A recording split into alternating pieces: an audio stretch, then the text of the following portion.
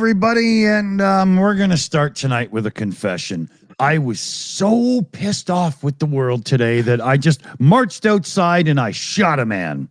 Now, it was a potato gun, and you should have seen the look on his face. Welcome to PubChat. When you say it was a man, it was Mr. Potato Head. Yeah. He was shot. He was shot by his own.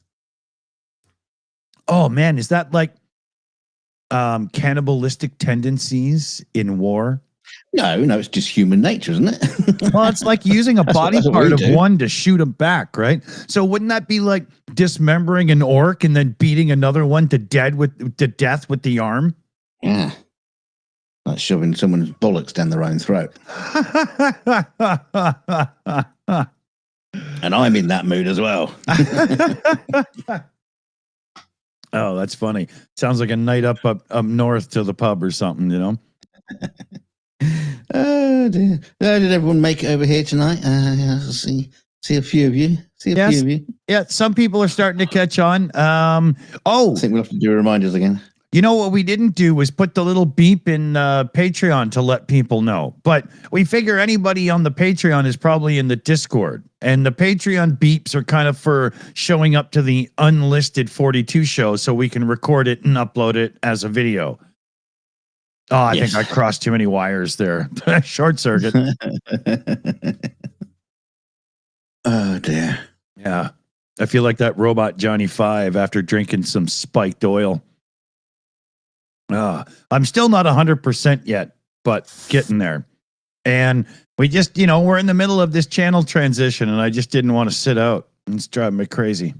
Yeah, don't start missing the shows already. I know, right? Terrible timing. Mm. But getting there. So we'll see how it goes. What just happened? I just lost everything I was doing. Okay, there. Sorry about that. And you see, if you do something stupid in the live chat, I'm going to show you something. I'll use Dunk as an example here. You see, I can bring it up on the screen right underneath and show everybody in a very big way. So don't say anything too stupid. Oops. Yeah, and how do I make it go away? Okay. Okay, Again. There we go. Yeah, see? Wait a minute. It's not big enough. Let me make it bigger. Because if you're going to really, fuck with somebody, you got to do it right. Take it to dinner first. Here, I'll use yours again. Okay. There we go. Give it a little rub. Yeah. Give it the old Pornhub double fingers. Just give it a good kiss, man. All right. So there we go. That's what we're going to do now. If you say something stupid, it's going up for all time. Yeah. Yeah. See? Heather starts it. Are you daring us? It does sound like a challenge. Yeah. I guess I probably should have scripted that out a little better before I even bothered in the first place. Script? We don't need no stinking scripts. I can't afford the paper. You haven't got a printer. I got rid of that actually. I had a big, huge HP 11 by 17 thing, and I pick on HP, the company, so much.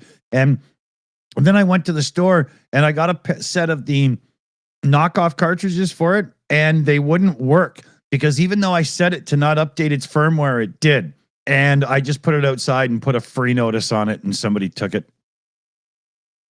I should have, beat the shit out of it with a sledgehammer or something, but I always wondered, when you've had this recently, where you're like posting something and you have to like print something out and take that to the post office or as a form or something to fill in.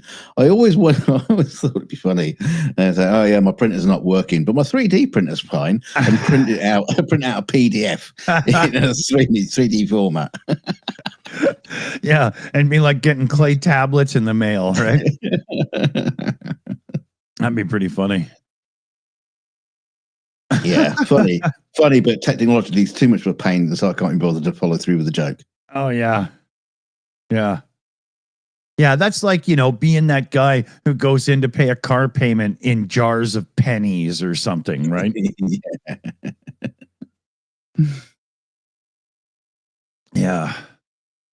Yeah. So what's everybody out there up to? Donald snuck in the back. He must be a proctologist. He's hanging out by the pool table in the back of the room. He's doing that leaning up against the jukebox looking cool thing. If you don't know what I mean, you're not our age. Jukebox? What's a jukebox? Yeah, exactly. They had this magical disc called a record inside. I don't know. My ones had wax cylinders in it when I used to go to the pub. Yeah. Mine used to get filled by Edison himself. Damn it! You know? It was just one of those pianos with a paper cutout. Yeah. Running through it. Yeah, one of those pianos that a really old like cowboy is playing, but then he gets up to get a drink and the piano keeps playing. But stops. It stops immediately as the doors swing open. Yeah. It's almost like they're triggered to do that. If you fling the door open hard to a saloon in the Old West, the player piano was triggered to stop somehow. That was engineering, right? Yeah, mind you, I had a record player like that once. you moved to anything bulky around the room. Yeah. The days of Amstrad. Oh yeah. Well, these days it's almost impossible unless you spend real money to get a record player, because every single record player, it's the same with cassette players as well, all have this one super cheap mechanism that you can buy, and that's the only one left, unless you're like one of these companies that go out of their way to make a new record player, right? Yeah. And they're expensive. Yeah, exactly, right? You're spending like $1,600 or something, whereas like there's a company outright the last couple of years called We Are Rewind, and they're making a new Walkman, a portable cassette player, right? But they have no choice but to use this cheap Chinese mechanism because there's the only one they can get. And so what they did was they take out the shitty plastic flywheel and put in a metal one and try their best to make it better. But it's a shitty mechanism. The wow and flutter, just if you know what I'm talking about, wow and flutter, and all that crap, it's terrible. They were they were a prog rock band from the 70s, weren't they? Yeah. Impossible to get their instruments tuned, But yeah, and that's the problem, right? Audio Technica right now, I think, is the only turntable company making new turntables that don't use that cheap Chinese mechanism, right? And that's why I went with Audio Technica. And they are a reasonable price. They're not cheap, but they're reasonable. Yeah, and we didn't get like the USB one because why am I going to record vinyl? Like, that's weird. But we got. The thing is, once upon a time, people be giving that sort of stuff away on eBay. You couldn't get rid of it. Oh yeah, fast enough. Yeah, just went out of the house. And geez, speaking of which, so many decent turntables just like disappeared. Speaking of which, if you happen to have a turntable in your closet and it happens to say Techniques 1200s on it, and you don't know what to do with it, I'll give you my address. Please. Send your knickers to Dick Dawson. Yeah, I'd love a couple actually. What, knickers or turntables? Let me get back to you. Yeah. But it's a bummer, if you're into all that kind of stuff, right? And I mean, it's not such a big deal if you're buying if you want to get into the revival of cassette tapes. I'm not sure why you would, because there's this thing called, hiss and all this other stuff. But if you want to get into the revival of cassette tapes, there's plenty of cassette players out there that are decent. And you probably only spend a couple $100 for one. And I mean, you probably have to open it up and give it a belt treatment and a lube. And no, not that kind of lube, but and you'd get by for a while. the thing is, there's components in there that do have a shelf life, and that's the weird thing about this. You know, people are getting into this revival of analog delivery methods of music. I get the nostalgia factor of the tangible thing, and like I remember getting a record and opening it up because it was a double flip open, and I love that stuff, right? But in this day and age, unless you're Tecmone or LGR or a few people that have working old gear, who's going to eBay to spend like $900 to $1,000 to get a good refurb cassette deck only to put a tape in and go, oh yeah, I remember now why CDs were better. You know? Well, I was going to say, I mean, I bet you it's hard push to find a decent CD player these days as well. Oh, it's totally like that. Yeah. It's ridiculous. And it's most of that stuff. Like, now, I'm going to contradict myself because I've got some vinyl. My son and I kind of like that. But that's because we like going thrifting and finding it and stuff. It's a little different. And, but like a reel-to-reel tape, I understand somebody putting together a reel-to-reel tape system, a good high quality one, nice, proper, wide, fat tape. And maybe you'll take some FLAC files and copy them onto the reel-to-reel. And it's not because somehow the reel-to-reel makes it sound better.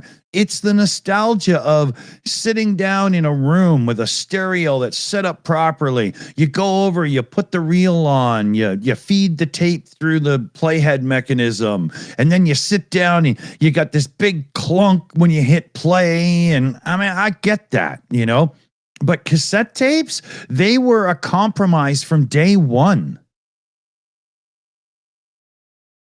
It's funny because even going retro these days, you could rock it with an original iPod. Yeah. That's even considered retro. Oh, yeah. Well, there is a case to be made that some of the iPod Classic models actually had good DA converters, right? And some people ripped them apart and put in new batteries and Bluetooth and everything. Like, you know, I get it, you know. But once you put Bluetooth in, I mean, who cares about the digital? Okay, yeah, we're getting too nerdy on it. But anyway. Yeah. It's funny, though. You know, I guess it just goes to show, like, you know, there was a time when the 57 Chevy Bel Air, whatever, was just the hottest old car, and they were worth money and the whole 9 yards. And a lot of those people are dead now. And to me, my generation, I'm in the 50s, right? I'm in my 50s, and I don't look at those cars with a lot of love at all. Right? To me, you got to get into the 60s and 70s before you start doing that whole thing, right? And there's a few, like maybe a Mercedes Gullwing or something, blah, blah, but not a Chevy Bel Air. I don't care, you know. Well, our generation would consider a car old if it comes. It doesn't have a USB connector in it. Yeah. What do you mean? I have to put liquid into the steering system? That's weird. Or into the tank. Yeah. But you know, everybody's we're at that generation now where people like the computers and stuff because they just love to have all of them. You never could when you were a kid. Nowadays, for a time, they were inexpensive. A lot of people bought them all, started making little videos. It became really popular. Now they're expensive. And in another, 10 years, you're going to have all these people that have these massive collections of retro computers, and nobody cares. And some of these things were a lot of money, and nobody's going to care anymore. The market just drops out. Well, you might find in the future your retro tech channel will be mostly reviewing old retro replica machines that have been built in the 2000s. Yeah. You remember the original? You remember the original Spectrum plus 48 Special plus that was made in 2025. Well, we managed to get one and unbox it.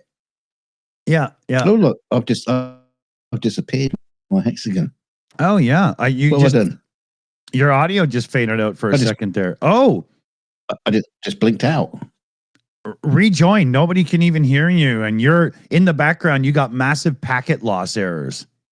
No, leave my packets out of it. I wish I could. Yeah, rejoin, dude. Nobody can even hear you. That's just the thing that happened to Sakai the other day. There's the odd person whose link isn't quite working in this.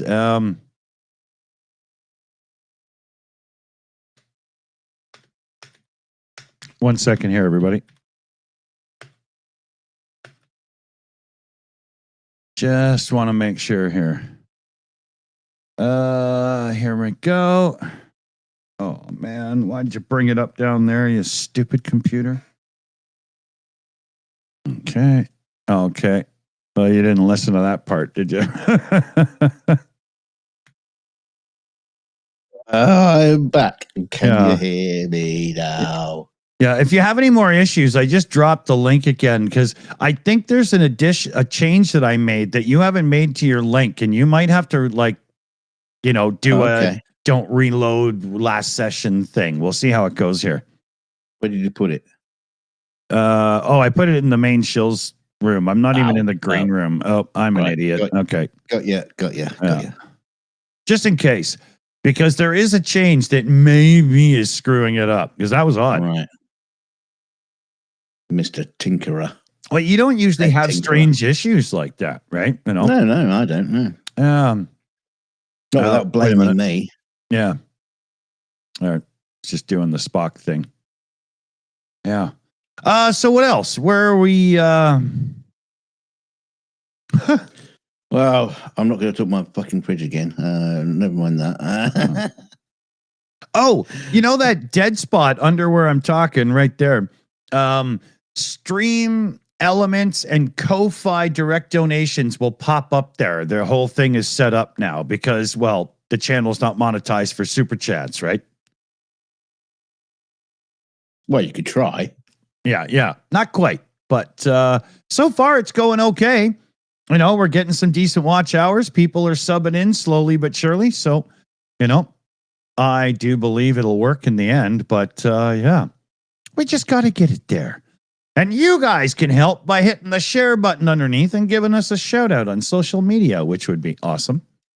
I have to refill my ginger ale. Give me a second.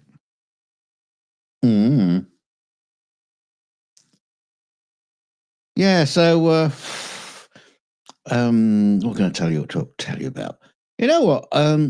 It came to my attention the other day when we were having a egg salad sandwich that we don't have any cress. Remember cress? Does anybody remember cress? Used to be big and popular. Used to put them in sandwiches. Cress sandwiches, yes, indeedy. And I remember when I was back at school. When I was like tiny little kid. We had one of those kind of like lessons where we made our own butter and grew our own cress. And then one day you mean like watercress?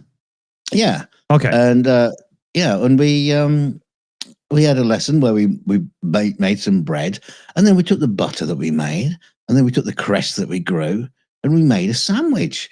Ooh, it was all right, nothing special. But I came to realize the other day that was the one and only time I've ever cooked cress, grew cress. It's like 50 years of my life have gone by. I've never grown cress after being taught how to do it as a child, and I thought that was a missed opportunity. So yeah, I've bought a little bag of cress seeds, and we're now currently growing our own cress.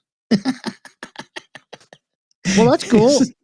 It's not quite like marijuana or anything like that, and there's some really odd seeds amongst the packet. But I just thought it was hilarious that having been taught that life lesson as a child, that I'd never actually done it. Yeah, and it's like, well, of course, the question is why? Oh, I don't know. So, you never see cress anywhere anymore. You get them here. You get watercress in a little can. Oh, no. I mean, like fresh budding leaves and stuff. You just grow it in a little pot and the little shoots just grow up, and you snip them off with scissors. Tiny little leaves. We're totally on a different thing then. Okay. Is it a different kind of cress? Yeah. It's what I'm thinking in my brain is not that. Spinach? I don't know. I have no idea. Yeah. Is this like that? What was that? Why is the stream elements thing not working? Hold on. I gotta fix this before I read it out, Heather. 1 second here. For fuck's sakes. I just did this before the thing. There was on Clarkson's farm, they had people out in the forest picking these weird green leaves, and they turned it into a soup. What the hell was that called? Was it nettles, was it? Yeah, nettles. Yeah, and I thought to myself, you don't need to eat weeds. It's not compulsory, is it? Yeah, and don't forget the nettles. The nettles they're talking about, they're stinging nails as well. So, if you touch them with your hands, it's very owy for quite a long time. Wow. Which is the idea to make a soup out of it. I don't get it at all. There's some lovely nettles down here. Go jump in. Oh, that's strange. Funny. Yeah.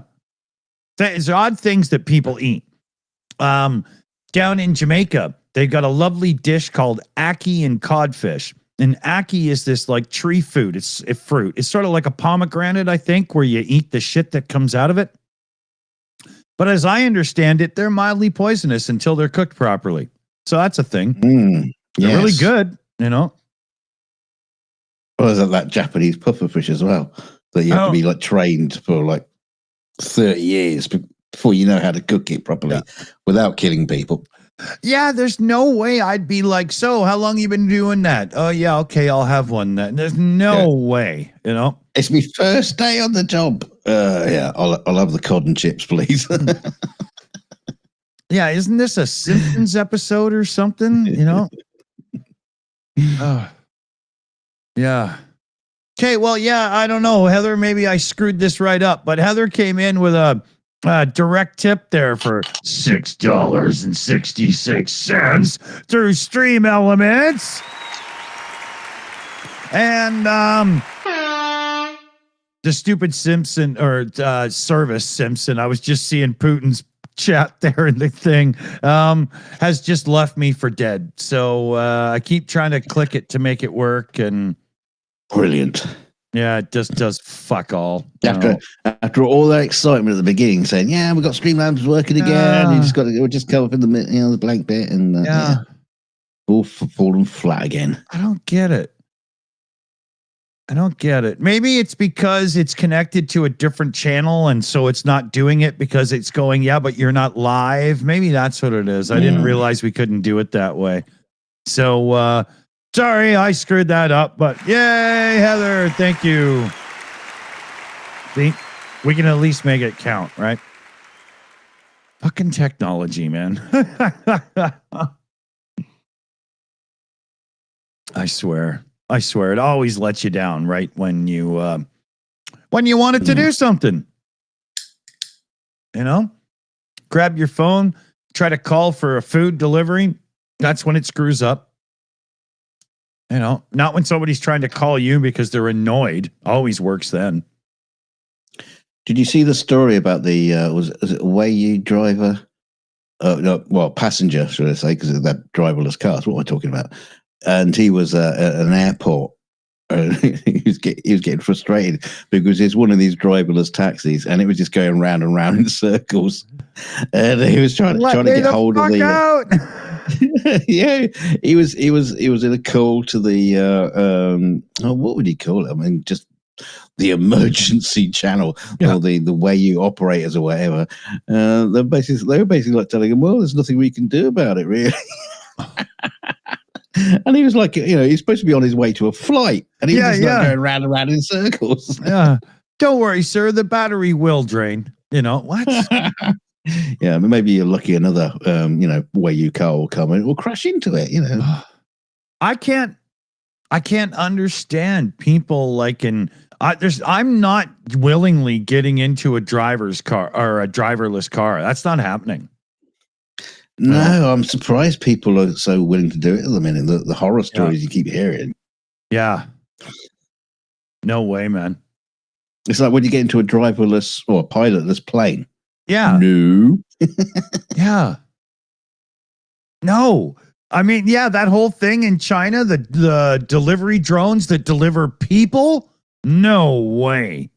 Yeah, That's might be pure delivering you a insanity. little bit quick. Might be delivering you a little bit quicker than you expected. Oh, tips you over to the side a bit. You fall through a rotor. Yeah. Hey, gravity still works. Look at that. Okay, see, we've got a $20 donation here from Paul Gilbert. And it's for the Boom Boom Fun. And that just came through Ko-Fi. And again, it won't pop the alert on the screen. And this must be because the YouTube account that's logged into those services is not this one. And as such, they don't think we're live and they won't put the damn thing on the alert page. Like, seriously, how hard can it be? Why can't we just use the same accounts? No, make new ones. Okay, well, now we know we'll do this during the week so that we get it right coming up. What are you going to do, man? Well, what are you going to do? Well, maybe you can set up a stream on the other channel and then just have a blank thing up. And then when the donation comes in, you can grab a screen grab and then bring it over here. Yeah, because that's simple. That'd make, Yeah, at least it'll work. Yeah. It's crazy. So yeah, we'll have to go to the Google accounts, log them in. Oh, it's a joke. Okay, yeah, we'll figure it out. Anyway, what are you gonna do? I started watching. What the hell is it called? Only Murders in the Building. Oh, okay. Yeah, it's got what's his name? Thingy Bob. Steve Martin, right? Oh, and then it's got I keep trying to call him Tim Conway, but it's not. It's Tim Curry? No. Tim Cook. You're not helping. Martin Short. Thank you. Martin Short and Selena Gomez as the three main players. And it was when I first came out, it was the Selena Gomez part. I was like, I don't know about that, man. I mean, a little Disney teeny bopper, whatever. It didn't seem like it was going to be my kind of show. So then my neighbor said she was watching it and she named off a few of the celebrities that have had cameo roles and co-star roles and stuff in the show. And I thought, holy shit, man. Okay, I'm going to check it out. And it is properly entertaining. It's really good. It's kind of like watching people play the board game Clue, except they're running around in real life doing it. And they have a podcast. Well, they did that. They did that in a film called Clue. Yeah, but that was a film. This is a TV show. And the film was okay, but this is much better. Yeah. What's the name of the show? It's called Only Murders in the Building. It's on the Plex server for anybody that has access. Or as PJ says, they should come up with a show called, what the hell is it called? With, what's his name? Yeah. What's his name in the other feathers? Yeah, Putin's cat. I kind of agree. The Clue film is overrated. I wasn't a huge fan either. Everybody plays it out as if they're stage actors. Yeah. But it's funny. It is funny. It was released with 3 different endings, and depending where you were, you saw a different ending. I didn't know that. Yeah. You get the DVD. It's got all the different endings and all the different versions of it. Oh, so they kind of do a Wayne's World, and you get to go and see the other one or something. I guess so. I don't know. I've never watched it. Yeah. Or never watch the DVD. That's for sure. I don't think I could stand. Just give me one ending. That's all I need. Yeah, exactly. Make up your mind. But yeah, I love it. I love it when you see these, the DVDs and always got an alternate ending. What's the alternate ending? Oh, a guy says a different line. Yeah, exactly. Shut up. Wow. Yeah. No, I'm, if a different ending is, I want penguins dancing in the sequence. I want, I want everyone to die or everyone to live. That kind of like different ending, not just like somebody says something slightly different. Bond takes a man to bed, like something, right? Oh, controversial. Hey, it was the 60s, 70s Bond, early day. I mean, Connery probably fucked everything. He's full on William Shatner in that role, I bet. Oh, there was one of the Bond films where Bond is being interrogated by who's that's one of the newer ones, right? Yeah, but Bond didn't deny that he hasn't slept with men. Yeah, but he implied he might have. Yeah. I thought that was hey, we're cool with your community tune moment in the movie. I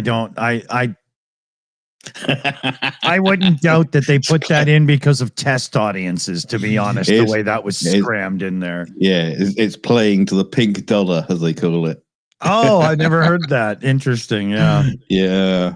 I know. It's insane. Yeah. The Hollywood pink dollar. Yeah. But they don't care. They don't care. Any dollar's good enough. I'll have any. We'll have all the dollars. We could do a gay James Bond script, or at least an outline. I'm blonde. James. Hey, less of the we. I'm not too sure I could. Well, that's where I'd get. Oh, okay. Most of the idea. Okay, never mind.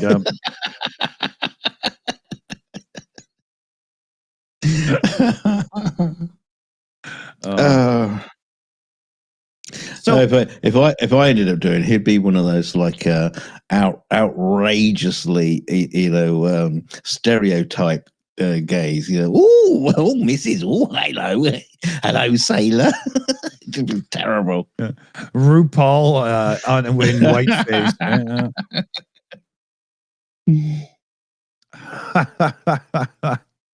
Yeah, to just be all John Inman jokes. I'm free. Only the UK people will get that. Hair pieces, wigs. Yeah. Okay, so you're getting yours changed. Yeah. Not quite. Hair pieces are usually made fun of as soon as somebody figures out dude's wearing one or got it sewn on or whatever, right? But chicks with wigs and stuff, they have big sections at the store for them back in the day and whatnot. There was always that division there, There's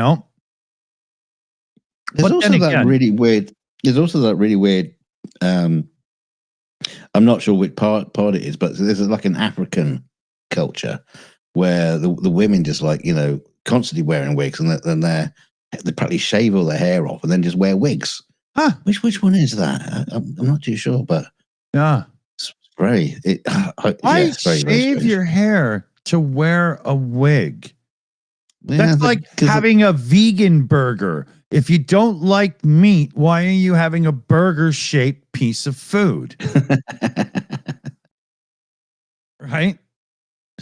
Well, it's like you can have different kind of hats, isn't it? It's like Lego. Pull that one off and put another one on. I've got my work wig, and I've got my going out wig, and I've got my Sunday church wig, and yeah. Don't ask me. I said it's bizarre. I'm the wrong person to ask. I've still got my own head of hair. Well, I think at this point you're more like a scrub brush. But you're right. So there was this thing. Definitely. I remember definitely in the 60s. People having wigs and stuff. Mind you, having said that, men were wearing wigs in the 60s. Well, 17th they still century, do in court in your town, right? Well, Sean Connery still does, but that's irrelevant. When I see pictures of those cats wearing those wigs in court, they kind of look like they're all still using the same wigs. They don't really look good anymore. They do look kind of like musty and old. It's like this wig has been passed down through generations, and it's like, oh god, they probably smell horrible. Oh yeah, probably got more lice in them than your hair does. Yeah. Drop it on the floor and a dead mouse falls out. Yeah, it is a very, very bizarre thing. I don't get that, man. Like there was this thing in Canada. I remember when I was a kid, instead of clapping and applauding in Canadian Parliament, they would bang on their desks like little children or monkeys. And once Parliament started being broadcast on cable access television and stuff, everybody realized, oh, we look like idiots. Why didn't you realize that before? Why couldn't you just look across the room and go, wow, that's stupid? Why did it take television to change that? It's very strange. Television is a very powerful medium. I just thought that was odd. Couldn't you see it in yourself? You see everybody else, No self-awareness in politics then, maybe, Oh, man. There's a lot of things about the so-called it was better in the old days that just weren't. Right? Crucifixion. Yeah. They knew how to better in the old days. Oh yeah, they knew how to nail them up and keep them there back then, right? Yeah. Beheadings. Yeah. They had a lot better range and ways of doing it. Look at things like a lot of people will say, oh yeah, cars back in the muscle car era were better, especially in like the 80s after the 70s malaise era, the big engines that had no power, right? Yeah. But a lot of the earlier muscle cars and stuff that came out, I mean, this is a very North American discussion. You're not a muscle car guy, European, but you had this same problem. With those earlier cars, sure, they were more unrestricted and design ruled over safety and all this great stuff, but they didn't even like galvanize the metal. You got your car home and 2 years later, and there was already rust coming out from under the paint and stuff. It wasn't all rosy back then, right? Drum brakes in winter. Rear wheel drive on everything in winter, People say, oh, I remember winter. We could all drive back then. No, everybody bounced off of each other. But because there was 7 feet of car from the windshield to the front, nobody cared, right? Look at how many damaged cars there are in France because nobody cares, right? They just drive cars. They don't treat them all that good. Not everybody. I don't mean to lump that in, but Yeah, they treat them like a member of the family. Yeah, like a French person will be like, "Why do I need an SUV? I'll just drive my Fiat 500 up the side of the mountain, right?" You know. But there's that. You know what I mean? There was a lot of compromise in cars back then. It was, huge. Now, I'm not saying new cars are better because these brand new things that all they do is steal our personal data and sell it to the highest bidder and stuff. I don't want one of them either. Now I'm being that real picky old man that just has to have anything, But it's true. And you're not even properly old yet. Dear God, we just wait. But I don't want to buy a brand new car that's engineered to start failing in a bad way within 20,000 kilometers of the warranty running out. Because what that puts me in a position of is accepting the fact that I now have to pay out a $500 or $600, $700 a month payout to always be in the new car under warranty loop. I'm not doing that, right? So like my son and I, we were talking about it, and we're going to get ourselves like a 1998 Jeep XJ, the square body Cherokee, and we're going to just do some mechanical stuff to it. And we're going to, do up the interior, you know, get some better bucket seats for the front, customize the dash some with some, you know, touch screeny goodness and shit, and just have that as our rig, man. Boy, I just see how that conversation, the way you implied that you had a discussion with Felix about what, the discussion was, Felix, this is the car we're going to get. No, it wasn't. I showed him a Mazda Miata, and I showed him the XJ, and I showed him like a Porsche 944 and an RX-7 and a few things, because we've had that whole list. We had a couple of 5 Series and whatnot. I like sports cars and stuff, but I'm in my 50s. I got sore knees and shit. I'm just not sure that, you know, heel and toe into the corners and shit is me anymore, you know? Yeah, but I also know what Felix is like. You know, you could show him all the best cars in the world, and he'll just go, "No, I want that bus." Oh, no. I want that one. No, we've had 2 XJs in his life. And whenever we have one of those Jeep XJs, because it's got that super reliable straight 6 and a rock solid all-wheel drive system, we're in a valley between 2 lakes. There's unbelievably cool places to go up through logging roads and stuff. And he enjoyed that more than the sports cars. That's why he picks it. You know, we go up camping for the night. We bring the telescope. He used to love that. So that's what we're going to do. My days of sports cars, unless I, you know, hit the lottery or something, I think are gone. Yeah, I never had that. I never had that phase. Never got that. Even got to it. Really, I had that phase. It started when I was 9, and it went till about 3 months ago. I mean, I had that phase, you know, too. You know, I used to draw, you know, Lotus Esprits and all that kind of stuff. And I loved the Lotus Esprit. What was my first car? Ford Cortina. And it was pretty much sensible cars for the rest of my life. Although you can't say that, you know, the Land Cruiser is exactly sensible, but because of the massive brute of a car. But, you know, it's sensible, and it's solid and reliable, and you can bump into things. It's beyond solid and reliable. It's endlessly fixable. Like, let's say one day your front differential literally explodes and you're like, oh, I can't find a Toyota front differential. You can just go get a Dana, or you know what I mean? It just doesn't matter, man. Like, you can't stop that truck in the end. And it's, you know, it's not a plastic radiator, whatever you want to say. It's not, you know, it's not engineered to die. That thing was engineered to like live on. You know, I was thinking about that when you were talking about, you know, old cars and shit like that and how they were built. Do you know, well, the reason why things have changed is because of computer modeling. Back in the day when there was like building, you know, cars with, you know, with the carburetor or whatever, so we'll build it like this, you know, how well is it going to? I think we're about to lose you again. You're glitching right out. Hold on, you're glitching. Yeah, you're still glitching out bad. Rejoin, but do the new link. Just when I was getting into it. That's debatable.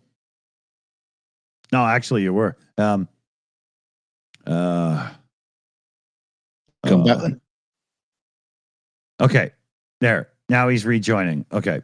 I really do think there's something weird on his side with the link, because we don't usually have these kinds of problems. I know. I've even dialed down this little video chat room we use because it's peer-to-peer. With the thing we use doesn't have Microsoft or Zoom behind it doing all the heavy lifting, where all our computers combined come together to make it work. And I've been dialing it down because we have the issues with the odd person. Like Secular Sakai always has this latency that kicks in and then it screws them up. And, you know, for the odd person, it's a nightmare. But for the most of us, usually it works perfectly. It's really hard to diagnose that because I'm not a network engineer. Yeah, it could be, PJ says on his end with the ISP and stuff. He was having massive packet loss warnings in the control room. His thing was like a fire red, which is never good. But when he rejoins this time, he has to put in the password and everything to rejoin because he doesn't get to auto load. So it takes an extra second here. Sure, it won't be long. But yeah, because I did a couple of things where I set the maximum bit rates and resolution and frame rates a little bit lower. Because if you look on the screen right now to what you're seeing, me in the little hexagon, that's nowhere near 1080 resolution. And me in the big screen when I'm the one talking, that's only a little bit under 720. So we don't need to waste bandwidth to get decent video quality because there's a lot of other shit going on. So we'll see. He should be in like another 20, 30 seconds here. Let me check the other account activities and stuff. Hey, we had a new subscription come in. That's very cool. Thank you. Thank you. I'm not sure on what channel that is because now I'm not sure what account I'm logged in for these damn alerts and whatnot. I don't even know. It's probably the @TheShills account. Yeah. All right. Oh, here he comes. All right. Oh, you reloaded last session. Oh, no, maybe you put the dots in, right? Yeah. Okay. The only one that figured that out. Nobody else did. All right. Here, let me put you in the hexagon and we'll see if this makes a damn difference or not. All right. You should pop in. There you go. All right. Okay. Survey says. All right. Yeah. So what I was saying. Yeah. Was, people used to build cars, to build, to tolerances that they kind of like guessed worked, and it was like over engineer things. Now with computer modeling and stuff, they could even get down to the connections with wires or the thickness of the wire. Yeah. And the computer model go, that's just what we need. That's just enough. That's just enough. And, they can look at materials and say, well, we don't need steel. We can replace that with plastic because our computer modeling shows, it's more than that, though. It's more than that. The computer modeling shows that the wear and tear of the heat and cool cycle on the plastic will last the warranty. And as such, afterwards, we don't give a rat's ass. That, I think, unfortunately, computer modeling at first gave us stiffer cars and better manufacturing. And then it just gave them a way of screwing us over. Yeah, making things cheaper and, more, shall we say, less reliable. Yeah. Now it's planned obsolescence. And I don't believe something that, a car is a massive thing and there's all this stuff in there and you just crush it into a cube and blah, blah away. It's just uncomfortable, man. They should not be disposable objects. These companies could engineer vehicles to last a lot longer and they'd all still make good money. It's just that the CEOs wouldn't make 70, 90, 120 million a year. They'd make 30 million a year. Oh no. I'd love to see Car Wizard get a modern Rolls Royce up on the ramps. BMW 7 Series. Yeah, okay. No, a Rolls Royce. That's the same thing. Just go, look at all the bloody plastic shit in it. Yeah. Well, the modern Rolls Royce and the modern Bentley are both other cars underneath, just with plush bodies put on and interiors. The Rolls Royce is a BMW 7 Series, and the Bentley is the at first the first Bentley when Volkswagen took over was actually the Volkswagen Phaeton, but now the Bentley is actually the Porsche Panamera with a more expensive body put on it. Yeah, and this is how they're ripping us off even worse, right? Because a Rolls Royce used to be a bespoke car, and now it's just a badge engineering project with opulence thrown on top. That's it. With a $700 umbrella built into the front door. I mean, I was watching Harry's Garage today. Here, let me give you a couple of points on this topic, right? So, God damn it, I need more pot. I got this sinus infection a bit still. I'm drinking fucking ginger ale. And so I got to smoke a bit more. But So Harry's garage. I say it like he does because that's what I hear, right? And he had the Ferrari Purosangue, the new SUV from Ferrari. That's not quite an SUV because they won't call it that, but it is, right? And it's 313,000 British pounds sterling. Whew. And then, as delivered to him for a 1-week test by Ferrari, it had 170 British pounds sterling, £1,000 in options on it. How much? £170,000 in options. What he went for the mats, did he as well? Yeah. And that's the whole thing. There's like, a little bit of carbon in the front for the splitter and stuff, right where you don't want it because that's what's going to catch on the sleeping policeman fucking, speed bumps and stuff, right? Oh, £12,000. Oh, you want the Ferrari badge on the side? Oh, £27,000. Oh, you want the special red paint? £40,000. And it just goes on and on. How does a car that costs £313,000 to start with have any options other than just the colors? It should be fully loaded to start with.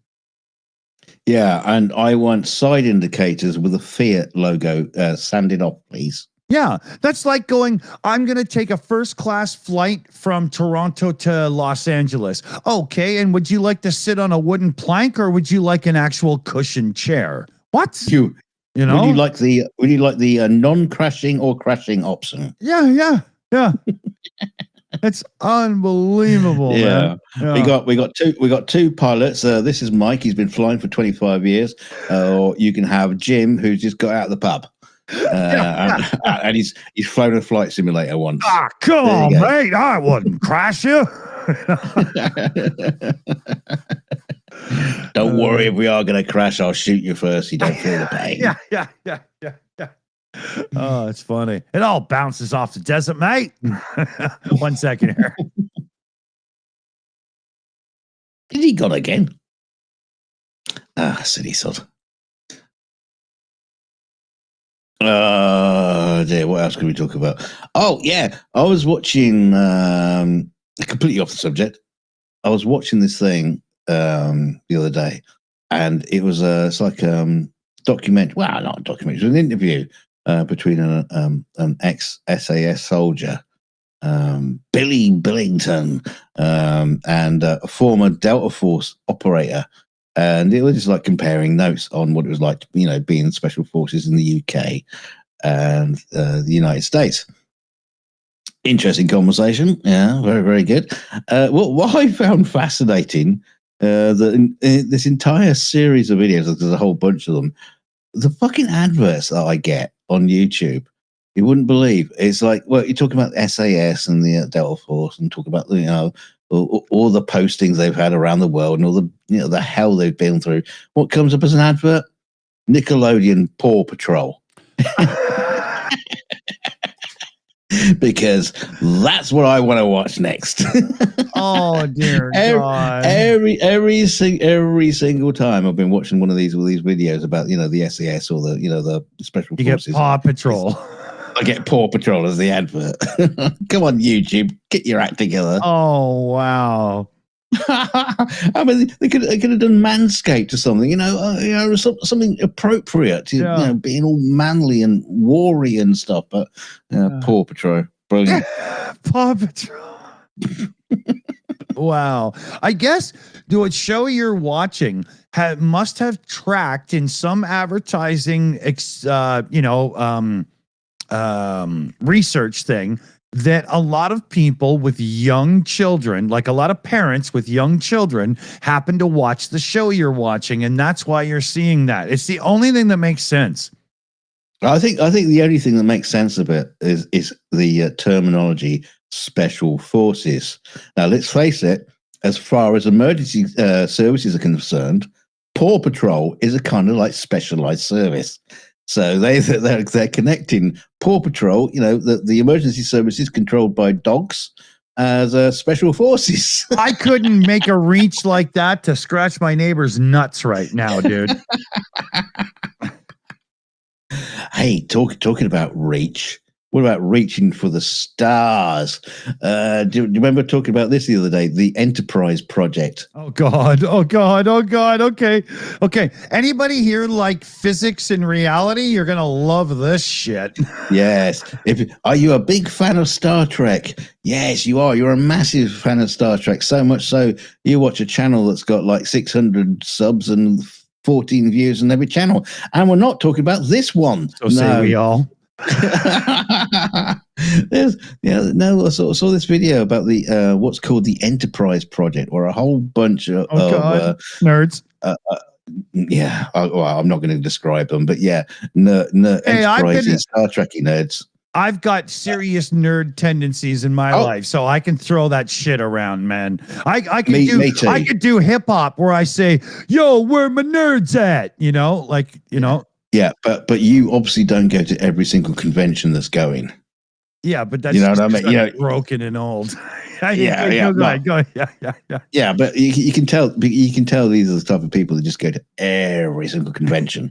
But anyway, they've got a massive plan, and their massive plan is to build a full-size replica of the Starship Enterprise NCC 1701. No, they said 1,701. Oh yeah. Because they've watched the show and they know that's how we reference it. Yeah, because it wasn't read out by an AI bot at all, was it? No. And then the thing in the description, we're gonna need your help to make it so.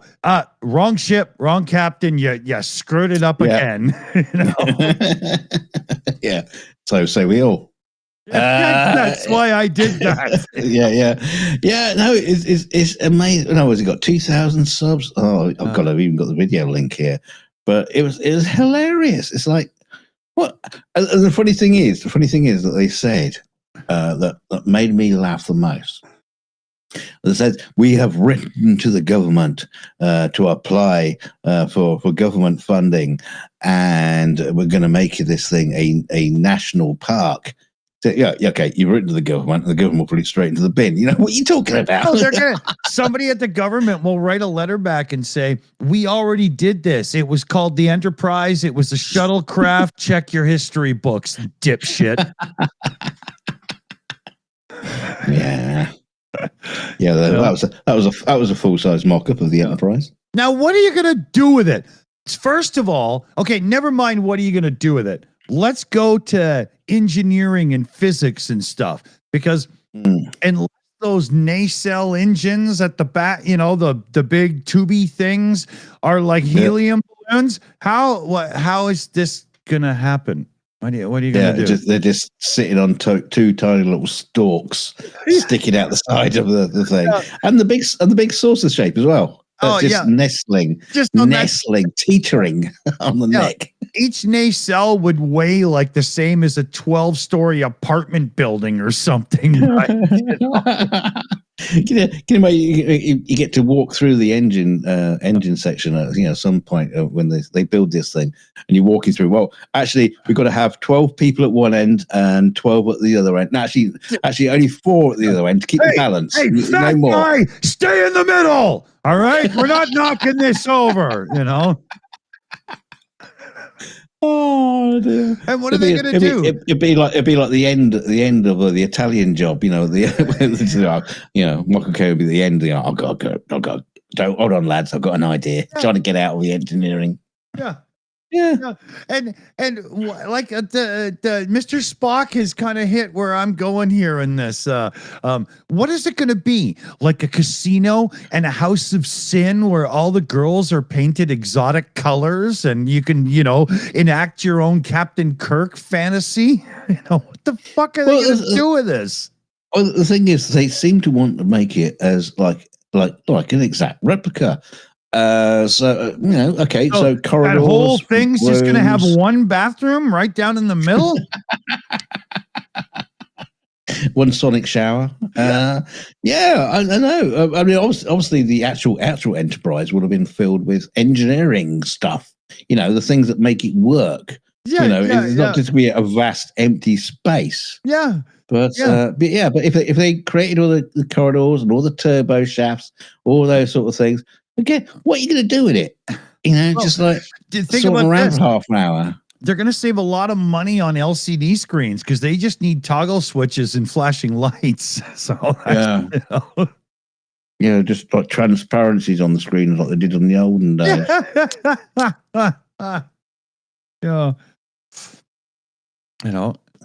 You can pay an extra fee so you can walk over and stare into the light that almost blind Leonard Nimoy in his youth. Now I've seen YouTube channels which are basically tech startup companies, and they're talking about building an actual space station. And you look at that and think, my God, you people got delusions beyond your capabilities. And then you come across these guys, and they're saving 2x4s up. Like I said to Dick, they couldn't even afford to buy a Lego model of the Enterprise. Yeah, we need your help. The channel has like 1.6 thousand subscribers or something like that. Buy our flag. And unless the estate of Leonard Nimoy is about to donate to you, the only life-size thing you're building from Star Trek is maybe a replica T-shirt with a heat press. Luckily, a blow up Nichelle Nichols.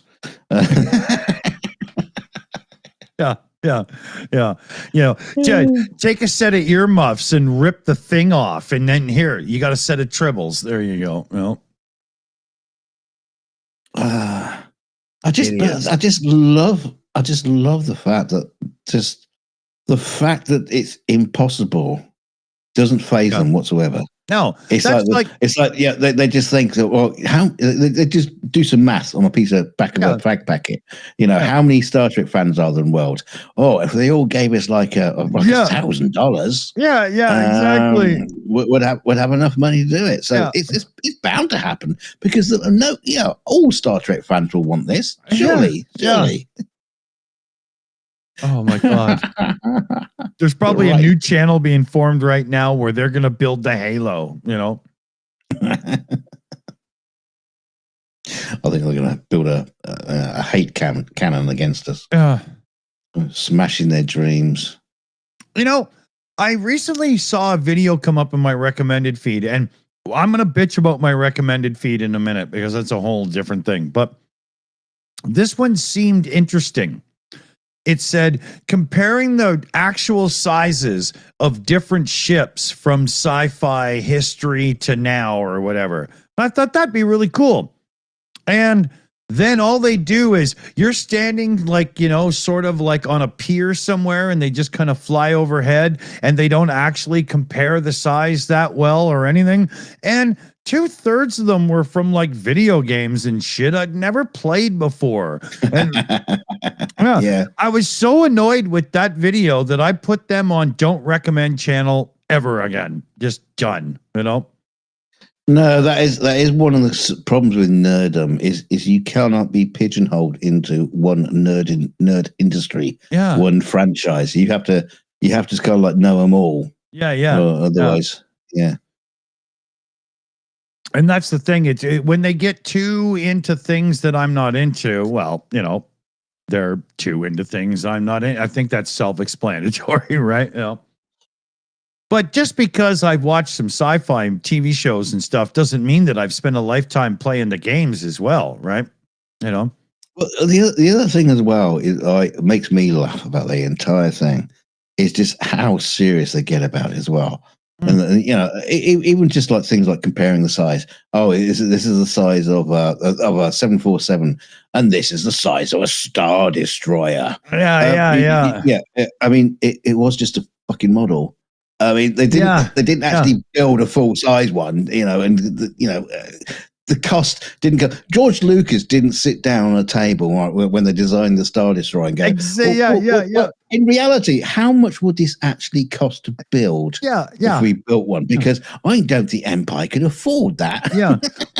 Or did Lucas ever say to Dykstra or whatever, is there enough room inside that ship for 9 levels, or do the windows just look cool? You know, like he didn't give a shit, right? You know? Yeah. You know? Imagine Lucas. Okay, now I love that close up of the ship as it flies over, but could you explain the different hoses and pipes and stuff that I saw in the ship to make sure that it makes sense to me, right? Yeah, or the Greeblies, you know, with the anti ships. And then if you think about it, all of those hoses and pipes and different things exposed on the outside just means that it's a shitty ship. Because any idiot could just throw a rock at it and fuck it up, right? You know, like to be fair, the Millennium Falcon was a shitty ship. Yeah, that's true. Yeah, but you notice there was no lagging on any of those pipes. They should have been appropriately lagged. Yeah. You know what I always loved about the Millennium Falcon? It did a 2 million mile run in 2 million miles, or whatever, right? You know. Oh God. Yeah. Heather's going into the walkers now, the AT-ATs. That is some stupid ass crap. Right? Oh, I love them to bits. Oh, they're one of the coolest things ever. But if you actually start thinking about it, you know, a big, clumsy, top-heavy thing is probably not what you want. Look, we can have everybody close to the ground, or we could make it a bigger target and put it on massive legs. Yes, that's what we'll do. No, but it's heavily shielded. Yeah.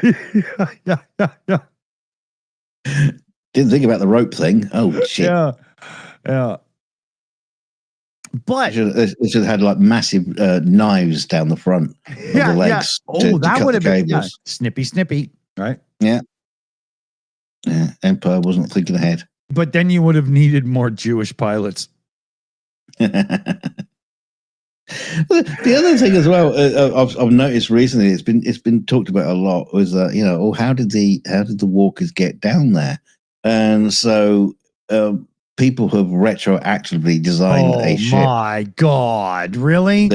That delivers, and it's sort of become, canon in Star Wars. That they have these like delivery system ships that can take them down to the planet, and it's like they weren't thinking that far ahead when they were making Empire Strikes Back. It's just like, how do we open this up? How do we open this up? Oh yeah, I know, massive walkers. They probably were originally they were actually drop them down or something.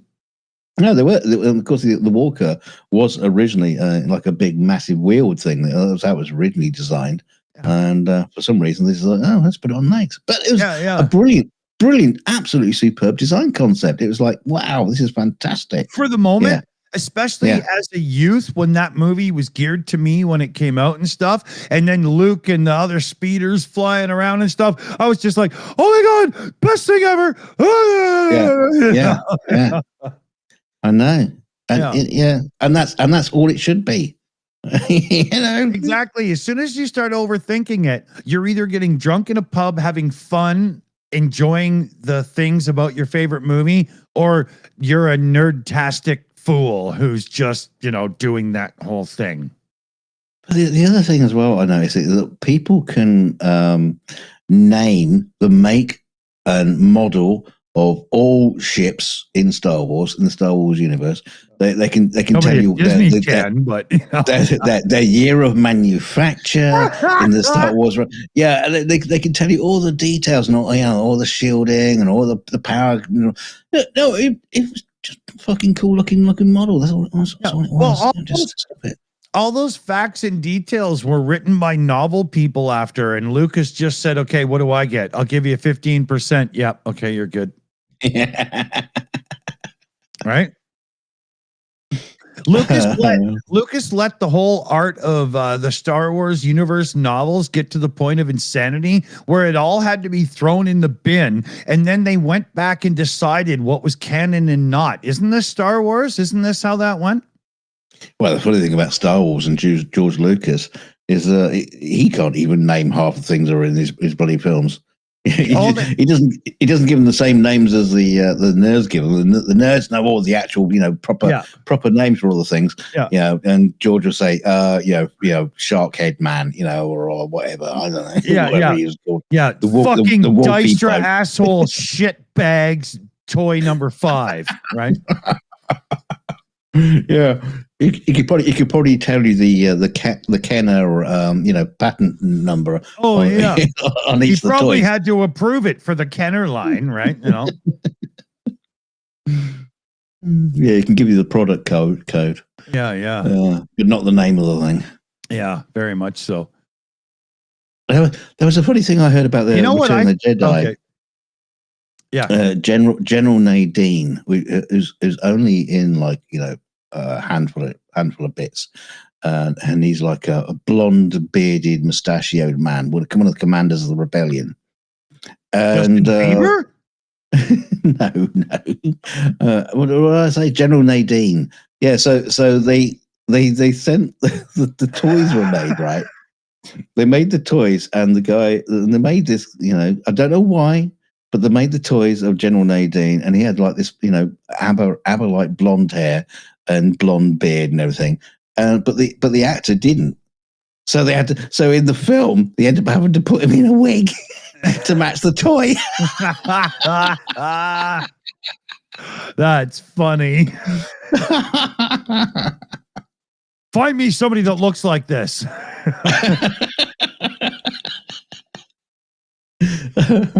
Just a piece of plastic. Oh, that's funny. Oh, God. Oh, yeah, I forgot about chat pop-up. Do I have anybody to pick on? No, you haven't really fucked up, have you all? Try harder, people. Okay. Well, what are you going to do? I got a book, which is like one of these Star Wars art books, and it's basically showing exploded diagrams of all different ships. I think it was based on The Empire Strikes Back, and of course, when I was working with Brian Johnson, who worked on The Empire Strikes Back, I took the book in to sign it for me, and I kept turning to the page with the walkers on it because just an absolutely incredible scene. Yeah. This page. He says, "No, I want the Millennium Falcon." And I said, "No, this page. No, I want the Millennium Falcon."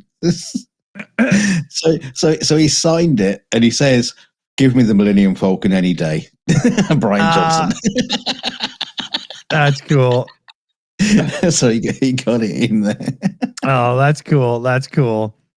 Yeah, it's a classic ship, iconic.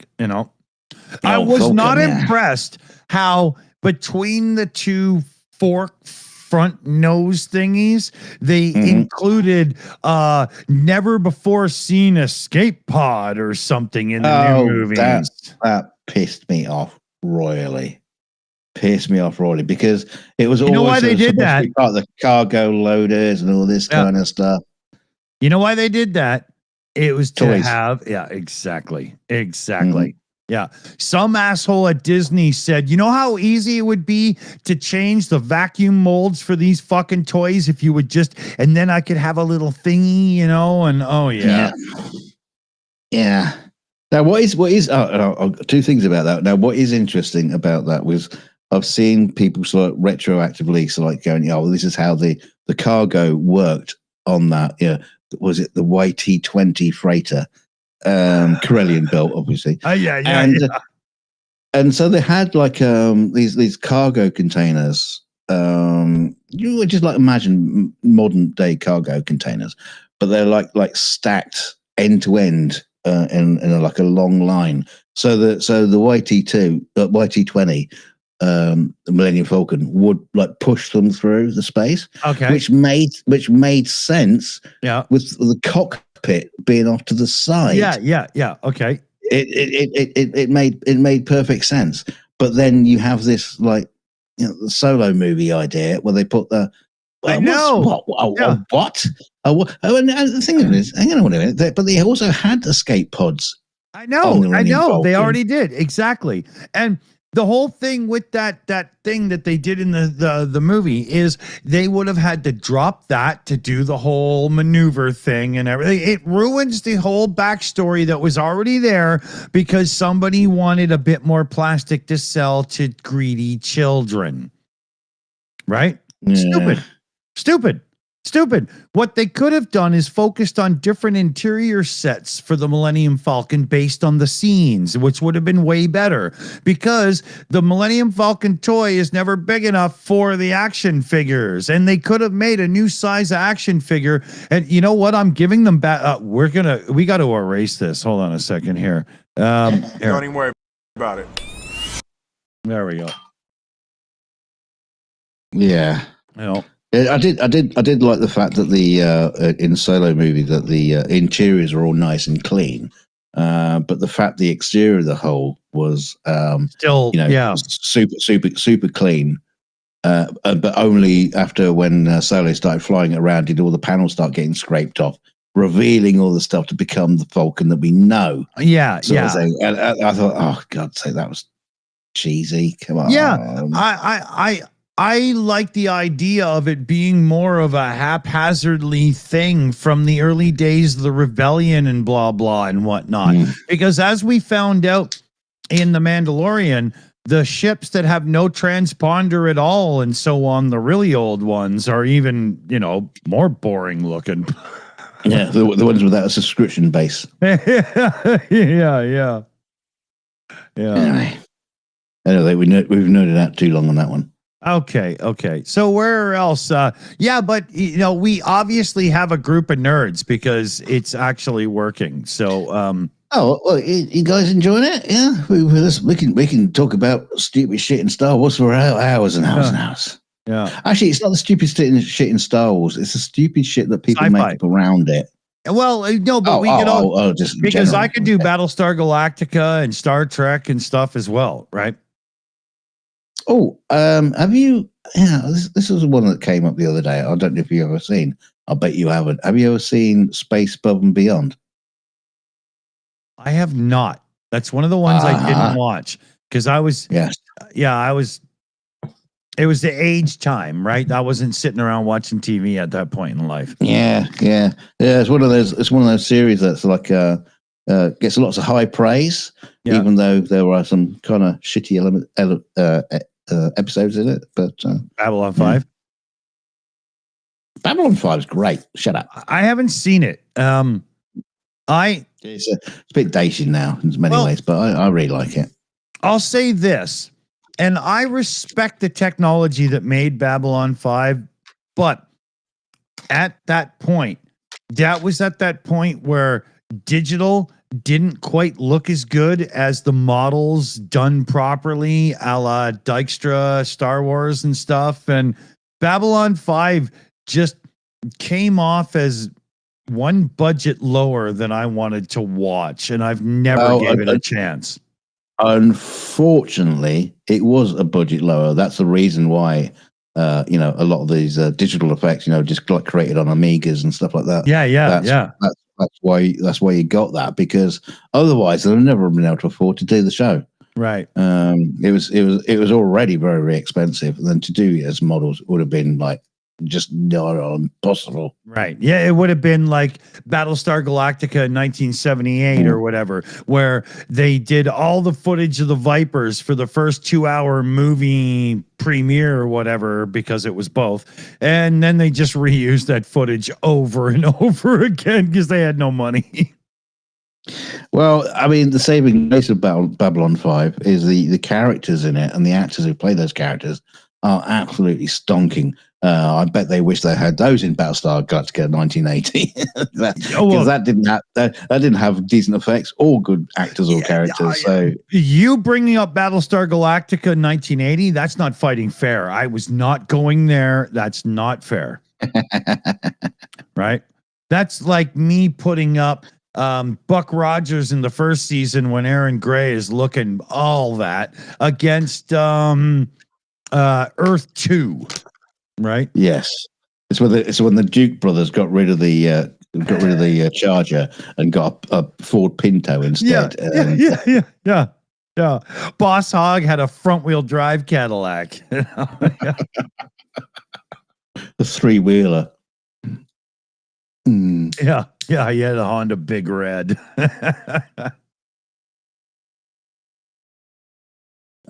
Oh, Paul Gilbert's talking about Blake 7. Blake 7, don't know it. Yeah, it's one of those BBC things. Written by Terry Nation, who was obviously behind a lot of Doctor Who at the time, and it's a much more serious sci-fi. I mean, this basically it starts off with the main character Blake. He has been imprisoned on charges of being a paedophile. Great way to start a show on the BBC. Holy shit! Yeah, but he's basically just like, what's wrong with you people over there? But he's just like this guy who's resisting against this empire sort of thing. Was it an empire? I can't remember what it was called. An empire doesn't matter, but you know what I mean. The bad guys. So it's like a Big Brother thing, right? Everybody's in charge, just not him, right? Yeah. So it was their cheap knockoff Star Wars kind of like an adventure. PJ says the Federation. The Federation, yeah. I mean, it's very cool, but insanely cheap. I mean, to give you an idea how cheap it is, you know, in the first episode. I think that you have all these groups of people walking around. They're going into we want offices. Information. No, not even anything. Nothing as clever as that. But they have these people going around into rooms, and they have like those normal door handles that you have on like doors in houses. You know, the ones with a little lever, and you turn it and you open the door. So they have these offices with these doors. As opposed to what? Well, as opposed to the futuristic, sliding doors or anything like that. Yeah. But they have these doors with these door handles on them. But every time they open them, it goes shh, like in Star Trek.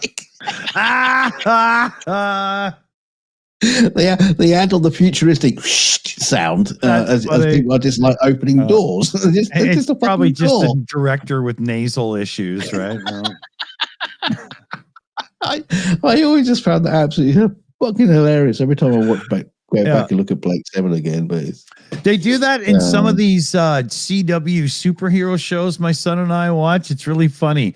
There'll be somebody who has to go up to the key panel and key in the lock to get them out, and they have to wait for their hacker person to do it for them. And then it's just one of those push bar doors that doesn't even have a lock on it. It's ridiculous, right? It's just an emergency exit with the emergency exit sign wrapped in black duct tape, Yeah. It's hilarious, you see other crap like that where somebody slams the door and the entire wall shakes because they didn't build the set very well. Oh, where did I see that? Oh, I mean, obviously you see it in Star Trek, the original series. Yeah. With the wobbly rocks and props. Yeah. I've seen that in a bunch of more modern shows these days. Or there was an episode of The Orville when they were in some cave, and it was done exactly like old Star Trek, where they just dust a little bit of sand around the fake rocks that touch the ground so you can't see the seam, right? It's hilarious.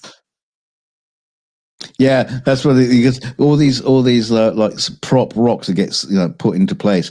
They always seem to have like a curve at the base of the polystyrene, like they've been shoved around a lot, and they never look like they're embedded. Into the ground, and they're just like sitting on top. or speaking of which, the polystyrene rocks or things that are supposed to be heavy props and somebody's strong and can lift them. Why do they never make the thing somewhat close to their weight limit so it looks like they're actually lifting something instead of just pretending to lift this, polystyrene fake rock? Like but it always works when you go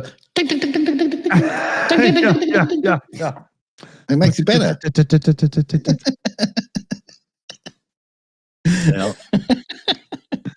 I remember I wanted a bionic eye when I was a kid because my next door neighbor's sister was really hot. Kidding. Actually, I'm not, but you needed quite a few extra bionic things, probably. I don't know. Judging by how things worked out, I think I would have been all right.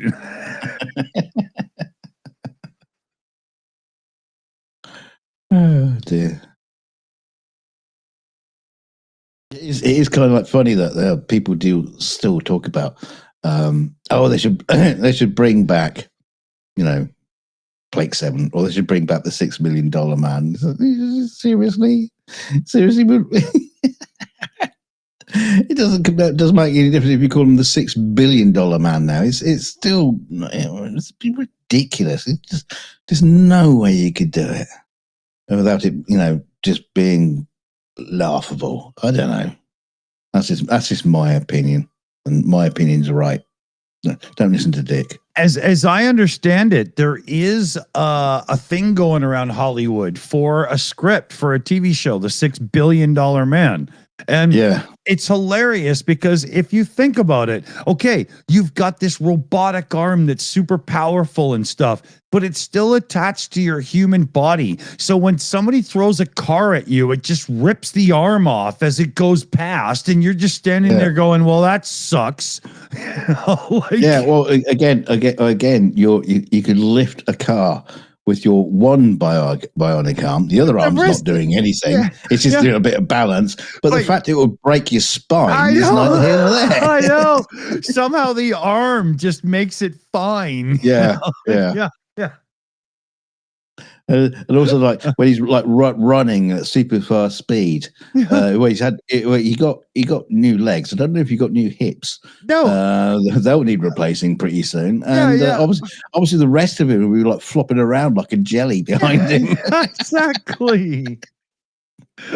It's so silly, man. Yeah, that's what I was saying. While you were away, they are talking about bringing these things back. Yeah, but I just can't see.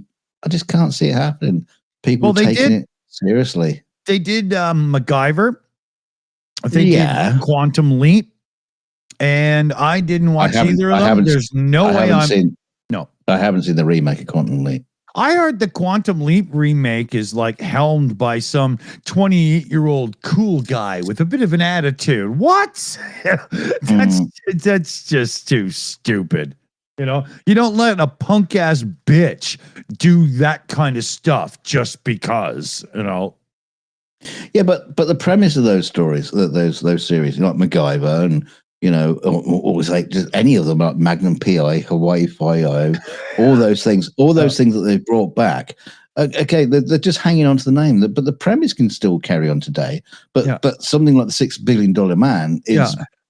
Just ridiculous. Yeah, PI shows and stuff like that, that's timeless, right?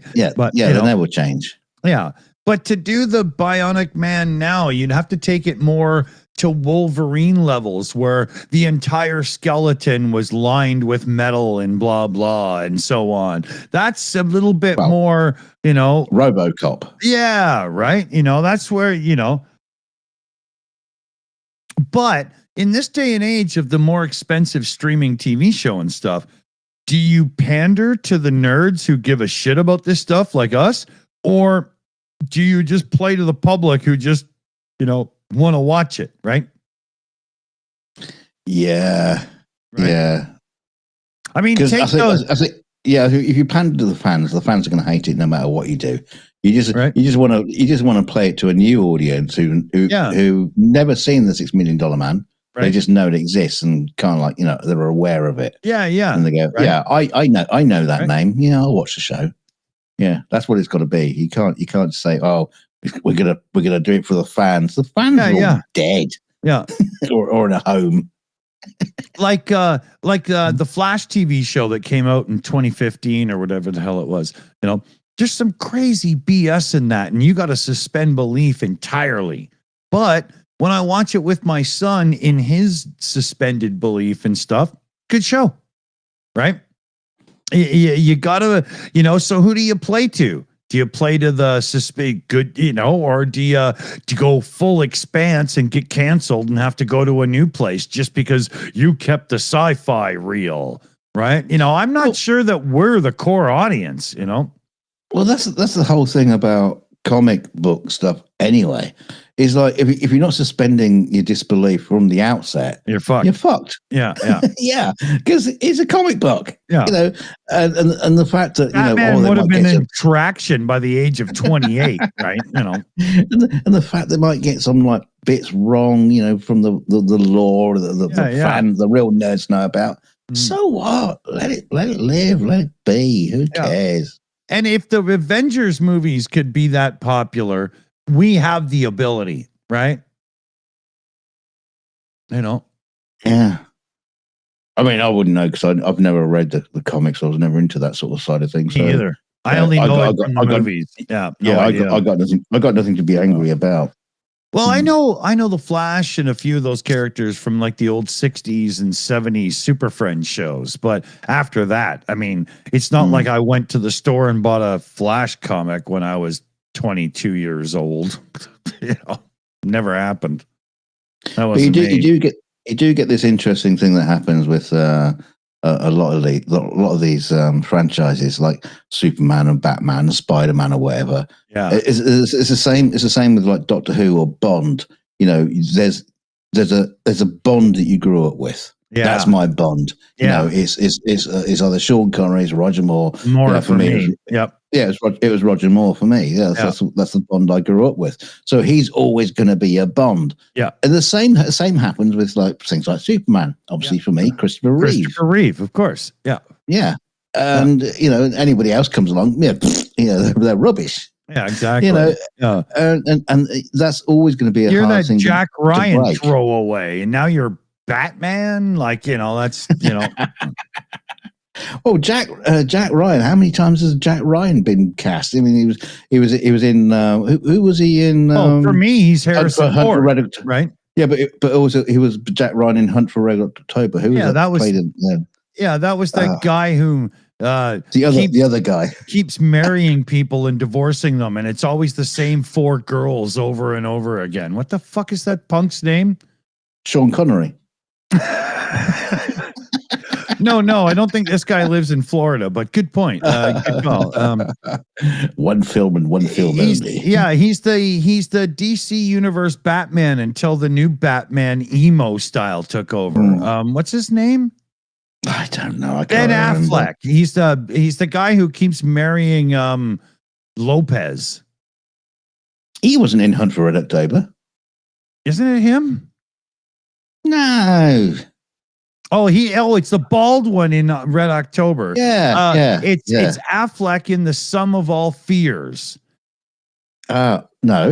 Yes, it is. Yeah. Yes, that's right. And then there's the TV show as well. Right, but the role starts with Indiana Jones. What's his name? Harrison Ford. No. Hunt for Red October was first. No, it isn't. Yes, it is. Clear and Present Danger and the other one are first.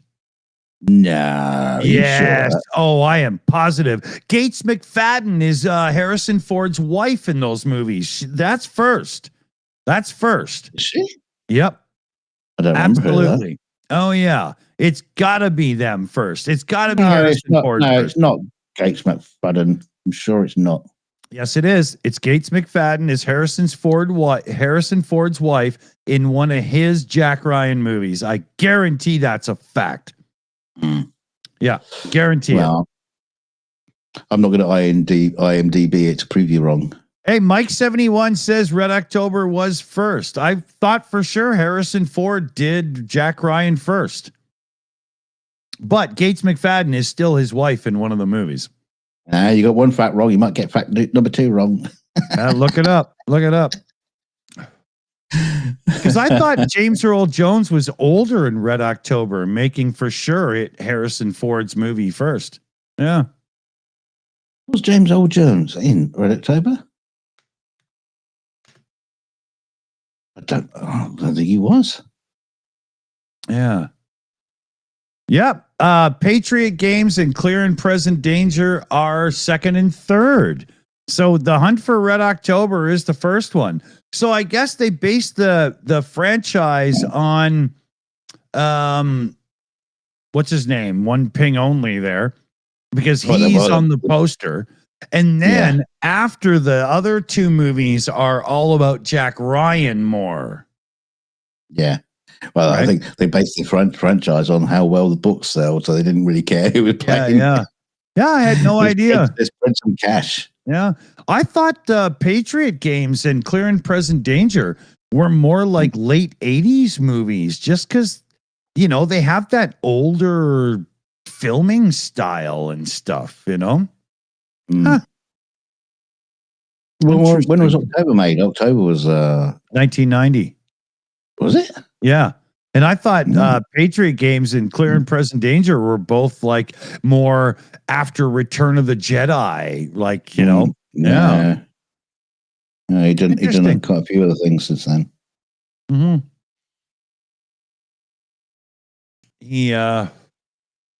But he never finished. I was surprised with that because he did the Indiana Jones movies. Well, he keeps doing them, but he had the trilogy.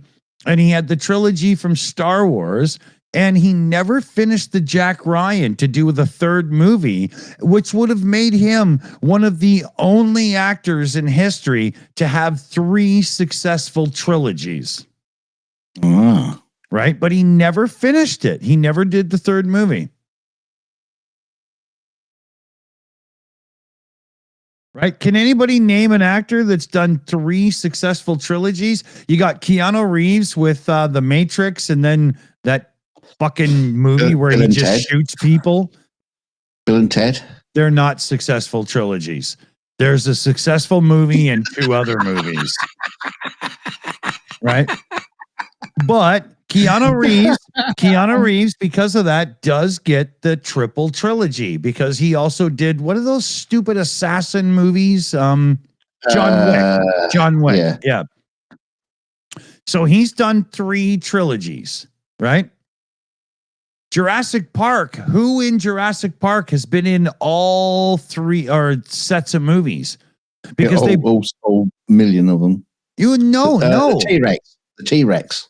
Yeah, but the T-Rex, right? Because even in the first 3 movies, not all the original cast are in.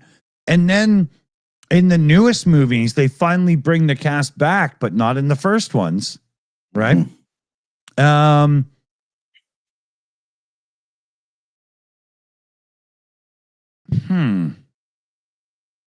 an interesting one, right? There's not many people that have done 3 trilogies, successful too. Well, even unsuccessfully, we'll count them, right? Because we're counting Keanu Reeves with that other Bill and Ted bullshit. I'm just trying to think of other trilogies. Well, Chevy Chase did a huge amount out there. Chevy Chase did 3 National Lampoon's movies, but that's 1 trilogy. He never did 2 other trilogies, right? He did Fletch and Fletch.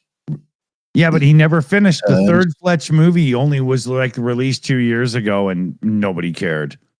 Nobody watched it. No.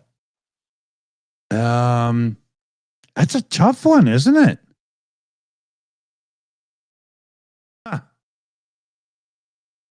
And obviously you got the Back to the Future trilogy, but none of those guys were in any other trilogy franchise, I don't think. No. Think about trilogy franchises, right? You've got some Avengers stuff, but even there in the Avengers, what's his name? Chris Evans did a Fantastic Four movie and that bombed. And, Chris Pratt was in 3 Jurassic Park movies and 3 Guardians of the Galaxy movies, but was he in 3 Avengers movies? Because if so, that's 3. Good God, not Chris Pratt, please. No. Fuck. Oh my God. I hate that man more than I hate cleaning my own toilet. Fuck. He likes you. Oh, I'm sure he does. I think you're great. Yeah. But you got Chris Pratt was in Avengers Avengers War, whatever it was, and then Avengers Endgame, the 2-parter at the end. That's it, right? Jackass, they're not movies. They're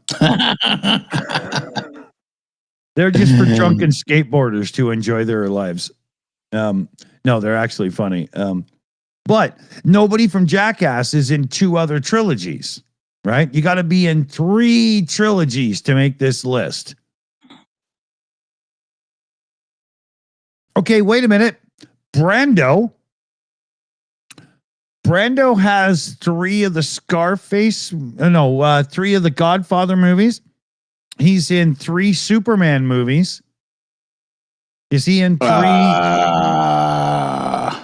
Is he in 3? Well, I think he shot 1. Yeah, and took the royalties. But Yeah. he still is credited in the 3 Superman movies with Christopher Reeve, right? Mm. What else has he been? Apocalypse Now, Apocalypse a bit later, and Apocalypse Tomorrow. Apocalypse. Where's CCR to write our soundtrack? Damn it!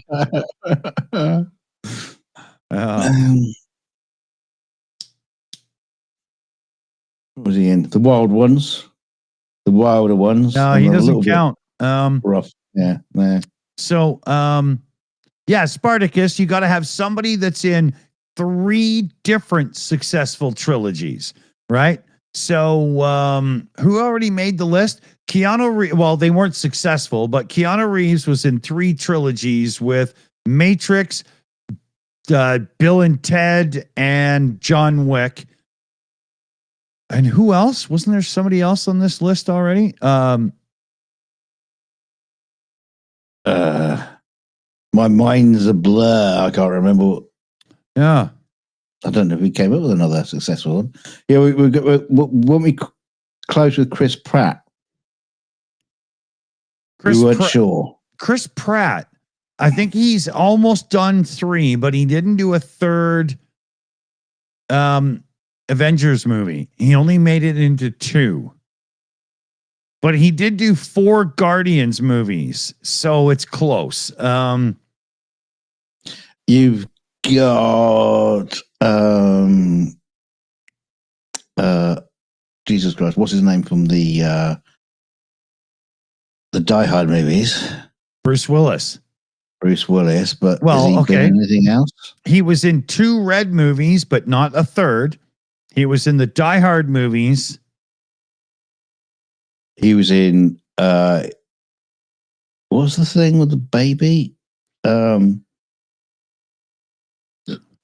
Look Who's Talking. He was in that. He was in Look Who's Talking 2 as the voice of the baby. I don't know if they made a 3rd one. Okay, hold on.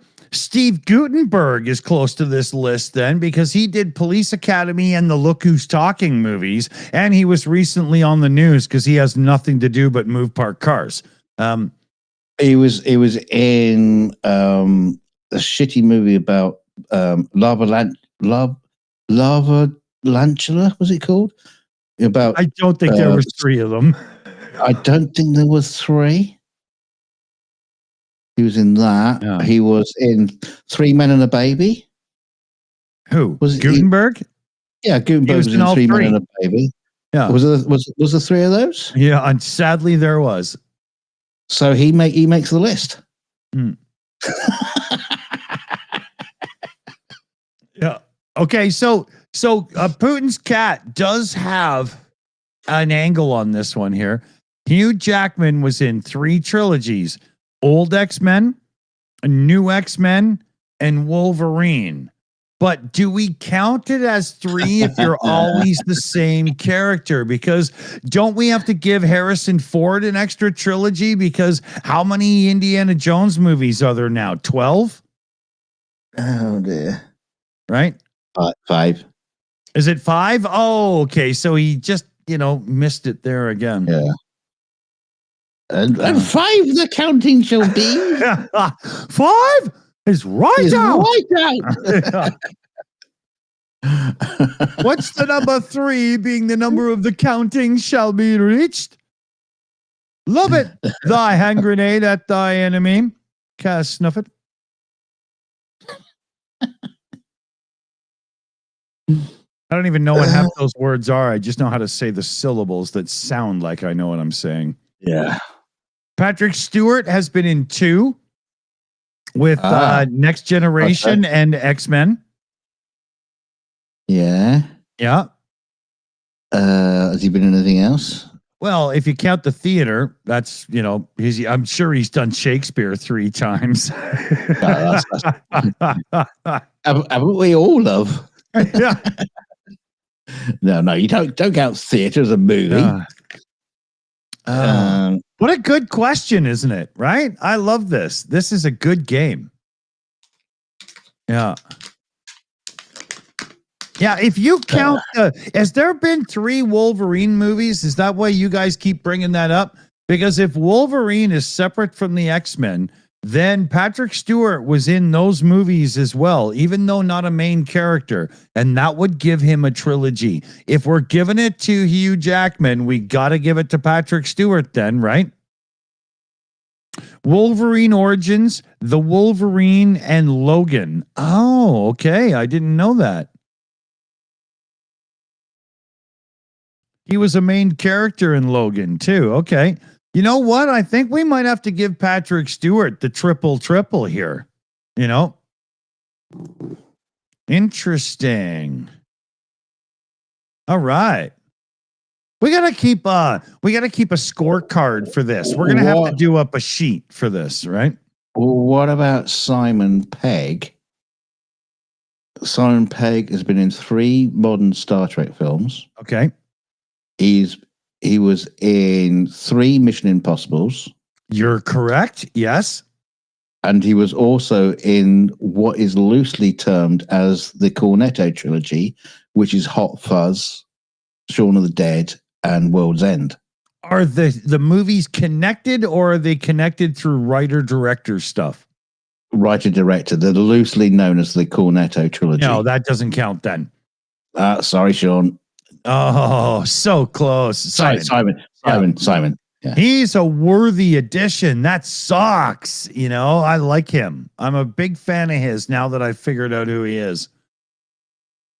I thought he was just like a Rob Schneider guy that was just kind of corny, funny, and a little bit of a clown, until I realized that he's like half responsible for the modern Star Trek movies. Yeah, he's a big player in the background. I had no idea. You should check him out on the old series called Hippies, which is on YouTube. It's hilarious. It's fucking brilliant.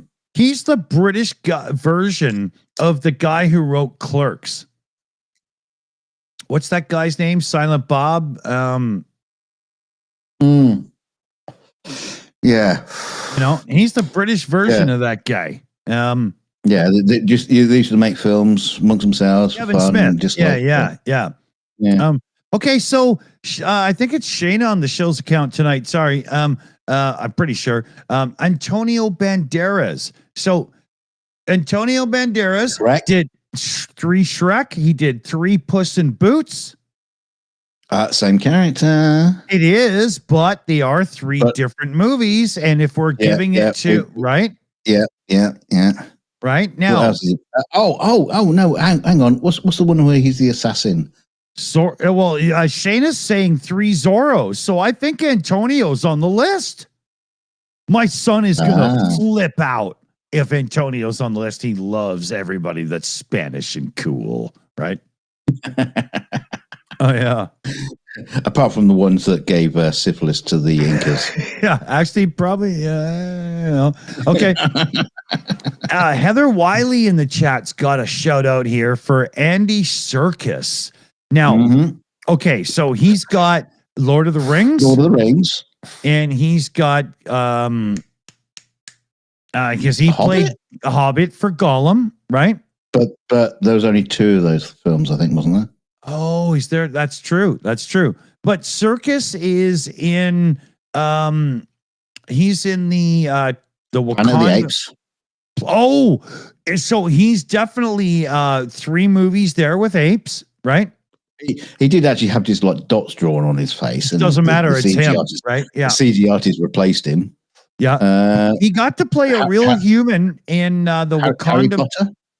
Is he in Harry Potter? Doesn't he play the little dwarfy thing?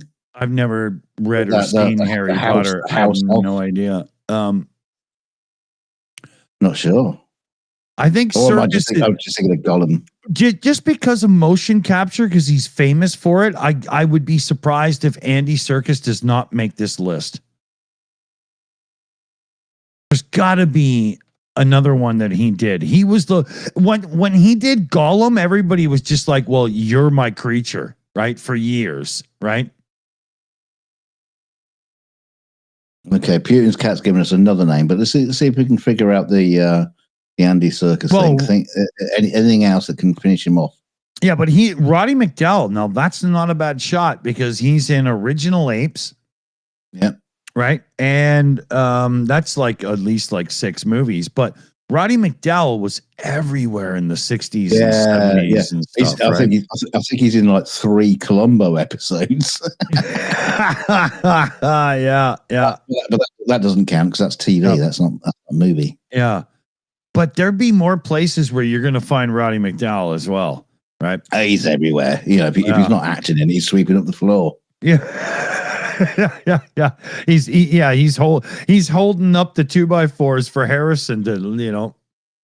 The thing about Roddy McDowall is hilarious is you don't even have to be watching the screen and you can just hear the voice come on. Always that's that voice. Yeah. There he is. Yeah. It's bloody him again. Yeah.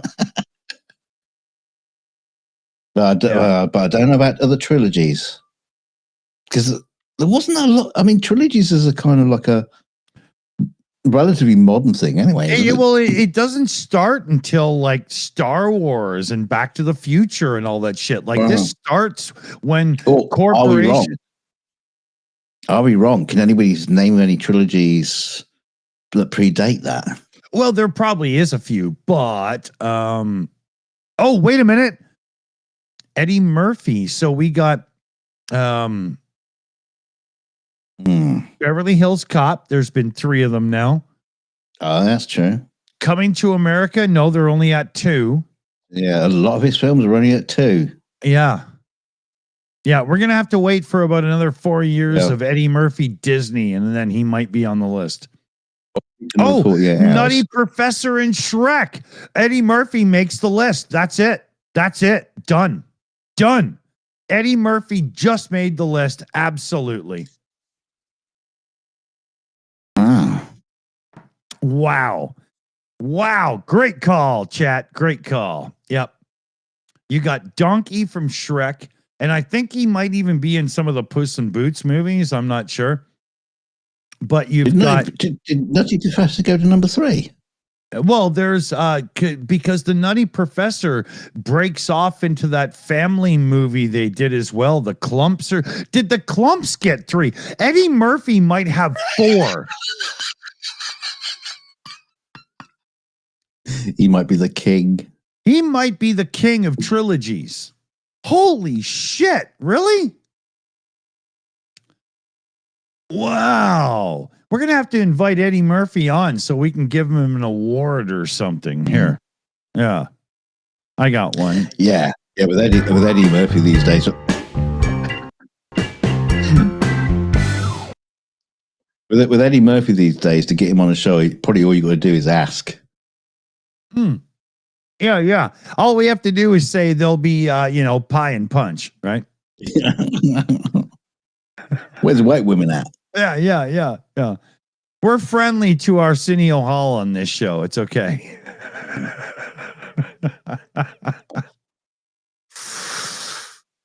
God, I'm worn out on that one.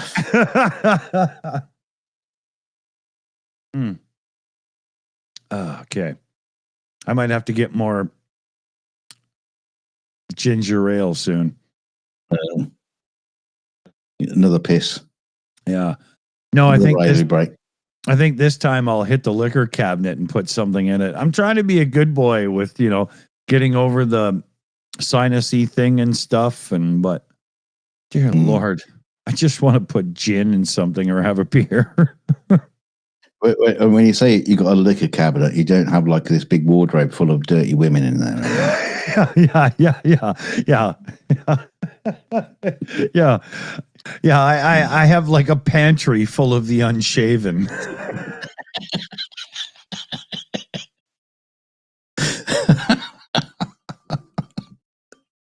Oh. Yeah. That's a gag that would have wouldn't worked into a Mel Brooks film. Yeah. No problem. And that's also a gag we won't be putting out as a clip anytime soon.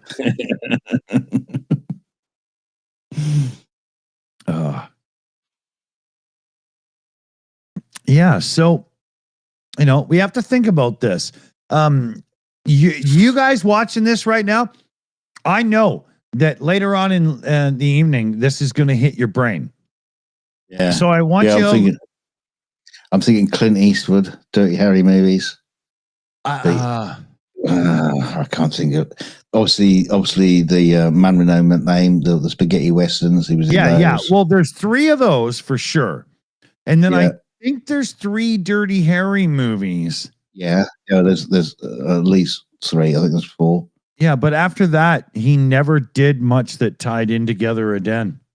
No, I can't think of anything. Unless there were 2 sequels to Paint Your Wagon that I didn't know about.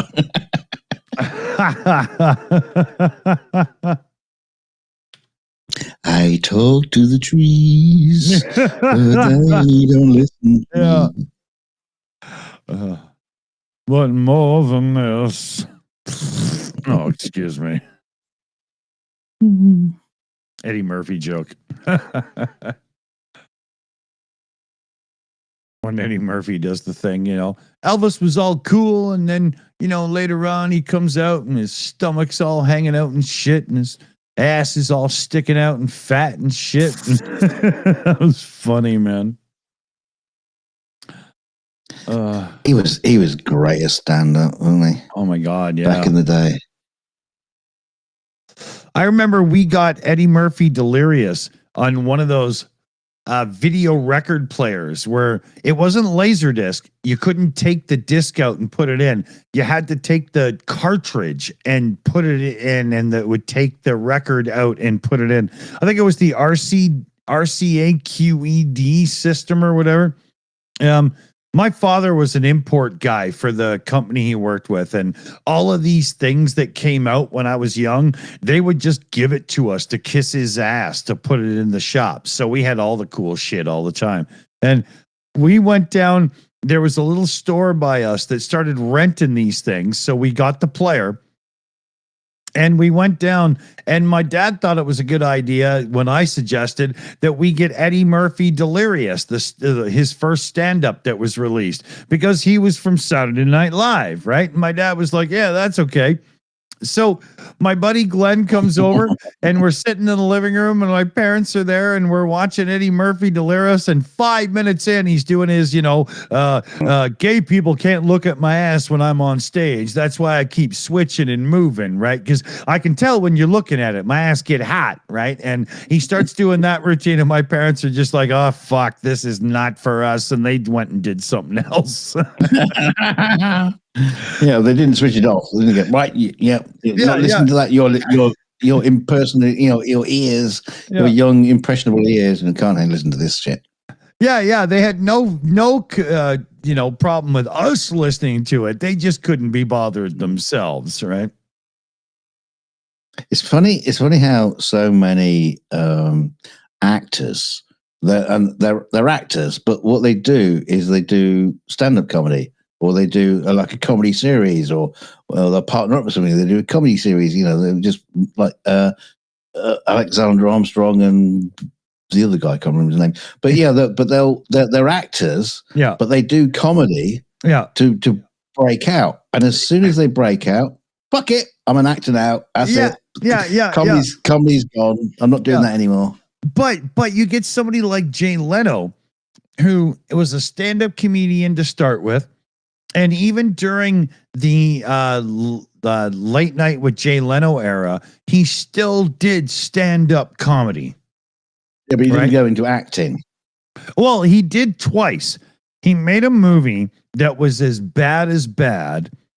And then 20 years later, somebody was dumb enough to hire him as the narrator for some animated Christmas movie. And it's terrible, too. Is it terrible because of him? No, it's terrible because the people that made it were dumb enough to think he was the right narrator. So they made all kinds of bad decisions, right? You know? But he'll take the cash. He doesn't care. Famously, Jay Leno never spent a dime of his Tonight Show money because he was still working as a stand-up comedian and he was living off that. So all the late night money was just saved and invested, and that's why he has one of the greatest car collections in the world, right? You know, he doesn't drink, he doesn't do drugs, anything. He just, you know, eats fast food and tells amazing, funny stories. You know, well, a little over and over again now, but you know, we're fucked then. Yeah. Well, but yeah, he's a funny guy. It was funny too how when he took over the Tonight Show, there was this big feud with him and David Letterman in the press where they were both vying to be the host of the Tonight Show when Johnny Carson finally vacated the seat. And Letterman did not get it, and he was pissed, and Jay Leno got it.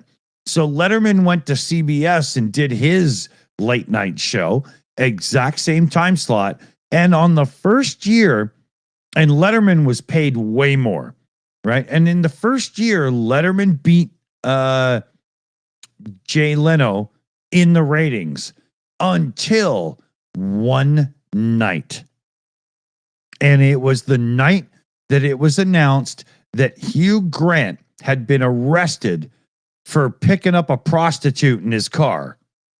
And it wasn't just a prostitute. Well, whatever. Yeah. That's what made the story big. Right. But, well, I don't know what the deal was, but the next day he was booked on Jay Leno's show and he didn't back out of it and showed up. And so he sat down and Leno looked at him and said, "What the hell were you thinking?" And at that moment, Leno won the ratings and stayed on top for the whole time. Yeah. Yeah. What did Hugh Grant do? Because I thought he just was getting a blowjob in a back alley. I had no idea. You know. It was a transsexual. Oh, interesting. Yeah. Yeah. So it may, you know, terms and conditions are apply here. It doesn't really make a difference. He was still getting blown, but yeah, no. In fact, it wasn't just a prostitute; it was a transsexual prostitute as well. And then, mommy issues, daddy issues, doesn't matter. But to be careful coining a phrase. Hugh Grant has managed to blow it all off. Yeah. He's a comeback king. Oh, totally. Another pun. Yeah, but he's one of those guys that shook it off and moved on. Whereas Kramer, like from Seinfeld, used the N-word on some stand-up comedy scene and has been buried in life ever since. You know, some people can weather the storm and some people can't. You know. Yeah, I don't know if Hugh Grant shook it off or she did, but Yeah. Hugh Grant did a great interview on Top Gear where they did this thing. And Jeremy was like, Jeremy Clarkson, he was like, yeah, so you're in a new movie. We got a clip. You know, what's the movie about? And Hugh Grant was like, well, Jeremy, it's a romantic comedy. And, you know, as an actor, I like to stretch my wings and try something new, you know, because that's all he'd done since 4 weddings and a funeral. Right? Yeah. You know? Yeah. I mean, recently he played an Oompa Loompa. So Yeah. It was pretty funny.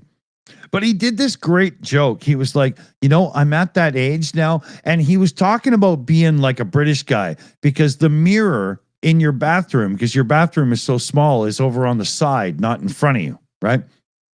So he says, you know, I'm doing this thing where I'm shaving and I'm rinsing off my face and I look up to the mirror, but my face is still facing the sink. It was hilarious, man. But he's got that natural ability just to be funny, right? And Yeah. Sure, he likes hedgehogs to give him blowjobs in back alleys. I don't think that's my problem, Hedgehogs. Well, fuck, I'm not pushing identities on people. You can be who you want, Mm. Yeah, I'm not too sure about hedgehogs. They've got very pointy teeth. I wouldn't want that. Yeah, but maybe there's surgery for that so you can be a better hedgehog lover. And a hedgehog lover. I want to point out a funny thing. In that show, Only Murders in the Building, they thought they had figured out who the killer was, and they opened this box and they found sex toys, and they found this one thing that looked like a toy mouse on the end of a sort of a flexible rod, and you can see where I'm going here. And everybody was like, oh my God, don't kink shame. Everybody gets off on what they want, until the next show, they realized that it wasn't a sex toy. It's a bassoon cleaner. That's how fucking crazy. Yeah. I thought you were going to say it was a cat toy. Yeah. No. They would never make it that dull. It's hilarious. You got to see it. Yeah. Trust me. It's on Hulu, so none of you have, because who would pay for that, right? But, I don't pay for it. I bootleg it because I be a pirate. Talking of pirates, I nearly finished off the Star Wars Skeleton Crew. Oh, yeah. The last episode is coming. It's been interesting. It's definitely for kids, but interesting. The Star Wars fans are loving it because it's not shit. Yeah. It's not that one. What was that thing called? What was that stupid show called that everybody just universally hated? The Acolyte. That's Obi-Wan. It. Yeah. No, Obi-Wan was okay. Fans didn't like it. I did. Yeah. Well, you don't count then. Oh. It seems so. Yeah. Andor, I've tried to watch it, but I was in the wrong mood, and I've got it saved. And I was thinking, because Andor kicks in right before or after one of the movies, isn't it? After? It's still all leading up to obviously Rogue One, because he hasn't done that bit yet, and that leads into Star Wars. Okay, episode 4. Right. I'm looking forward to that. I'm looking forward to Andor. They're taking their damn sweet time about it, but I haven't watched the first one. Yeah, they've said it's cost them something like $300 million to make. Well, that's just stupid. To be honest with you, it doesn't surprise me. It doesn't surprise me. Yeah, well, especially when you look at the credits and there's 27 executive producers, Yeah. No, you just look at the rest. You just look at the rest of the names on it as well. That all adds up.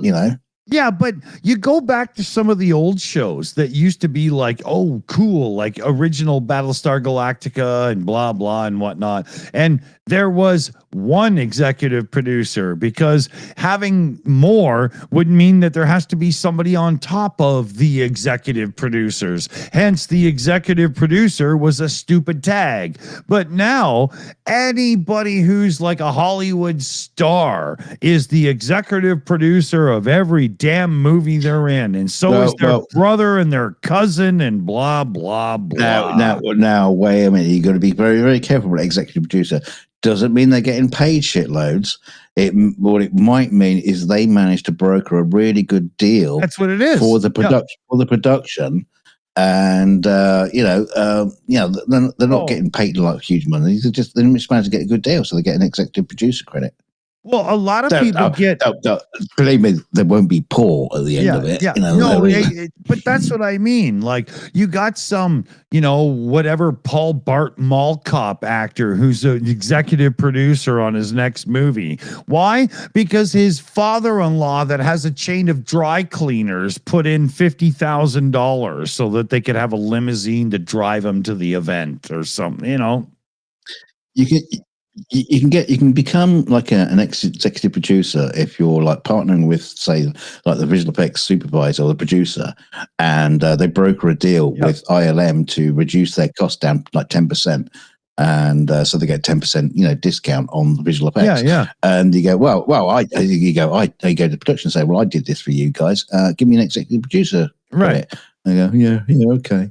Yeah, but it's like another, it's almost like military ribbons and battle ribbons, So I've now got that, so I can then use that to leverage position on the next job. But none of those people deserve that credit. They should have been somewhere way down the list, is the point I'm trying to make, because the people that used to make the deals were on the list before. They just weren't producers because they didn't produce much of fuck all, right? I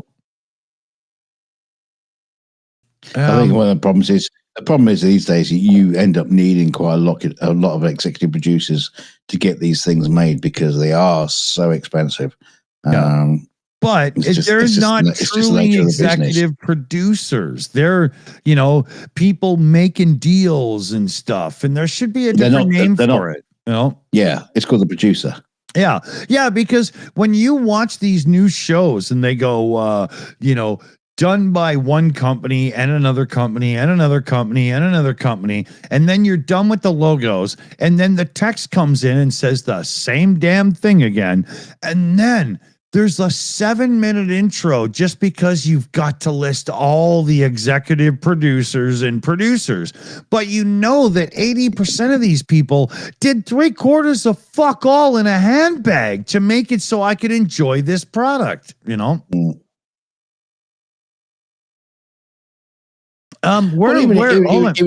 Even in rolling credits as well, you get to the point where the credits are rolling, and there might be like dog handler.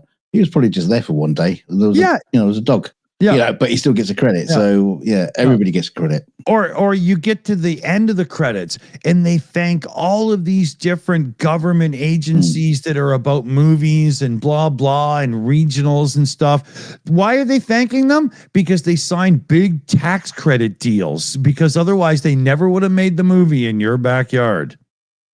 And ironically, there's lots of times where I'm not even credited on a film because I worked for a company. Well, I worked for a dude who rang me up, who's working for a company who's doing a thing, and so I'll do some work on a movie, and I don't get credited. Exactly. It happened to me many times as a musician, as a session player and stuff and whatnot. I've heard myself on the radio 12 times, and I'm not allowed to tell anybody it was me. I got royalties for a bunch of years over it and whatnot, but even then they were cut off at like 5 or 6 years because, you were again.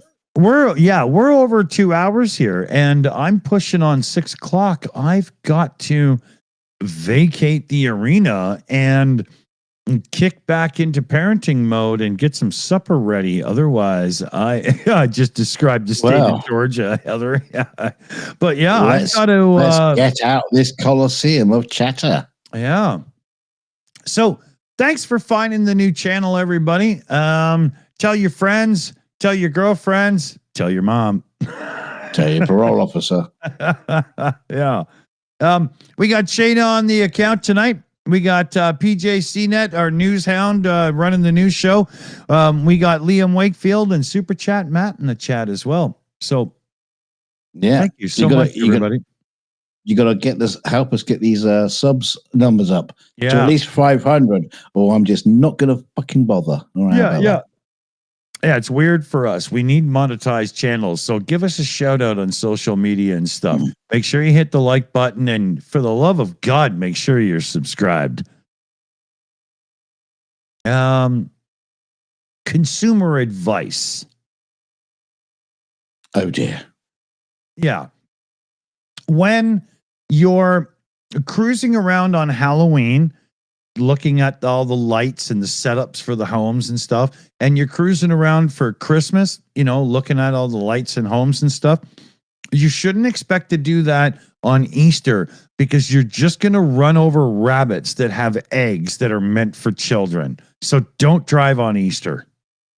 Yeah, I'm not too sure about rabbits laying eggs. That's a bit weird. They're mammals. Mummy said so, man. Should have been a crocodile. The Christmas, the Easter crocodile. At least they lay eggs. Yeah. Why does the Easter bunny bring eggs, man? I don't get that at all. Is he an asshole to like a coop full of chickens or something? Yeah. Yeah. The Easter bunny is a sick, sadistic bitch who steals eggs from chickens to give to children. Yeah, not only that, he force feeds them cocoa beans to make chocolate ones.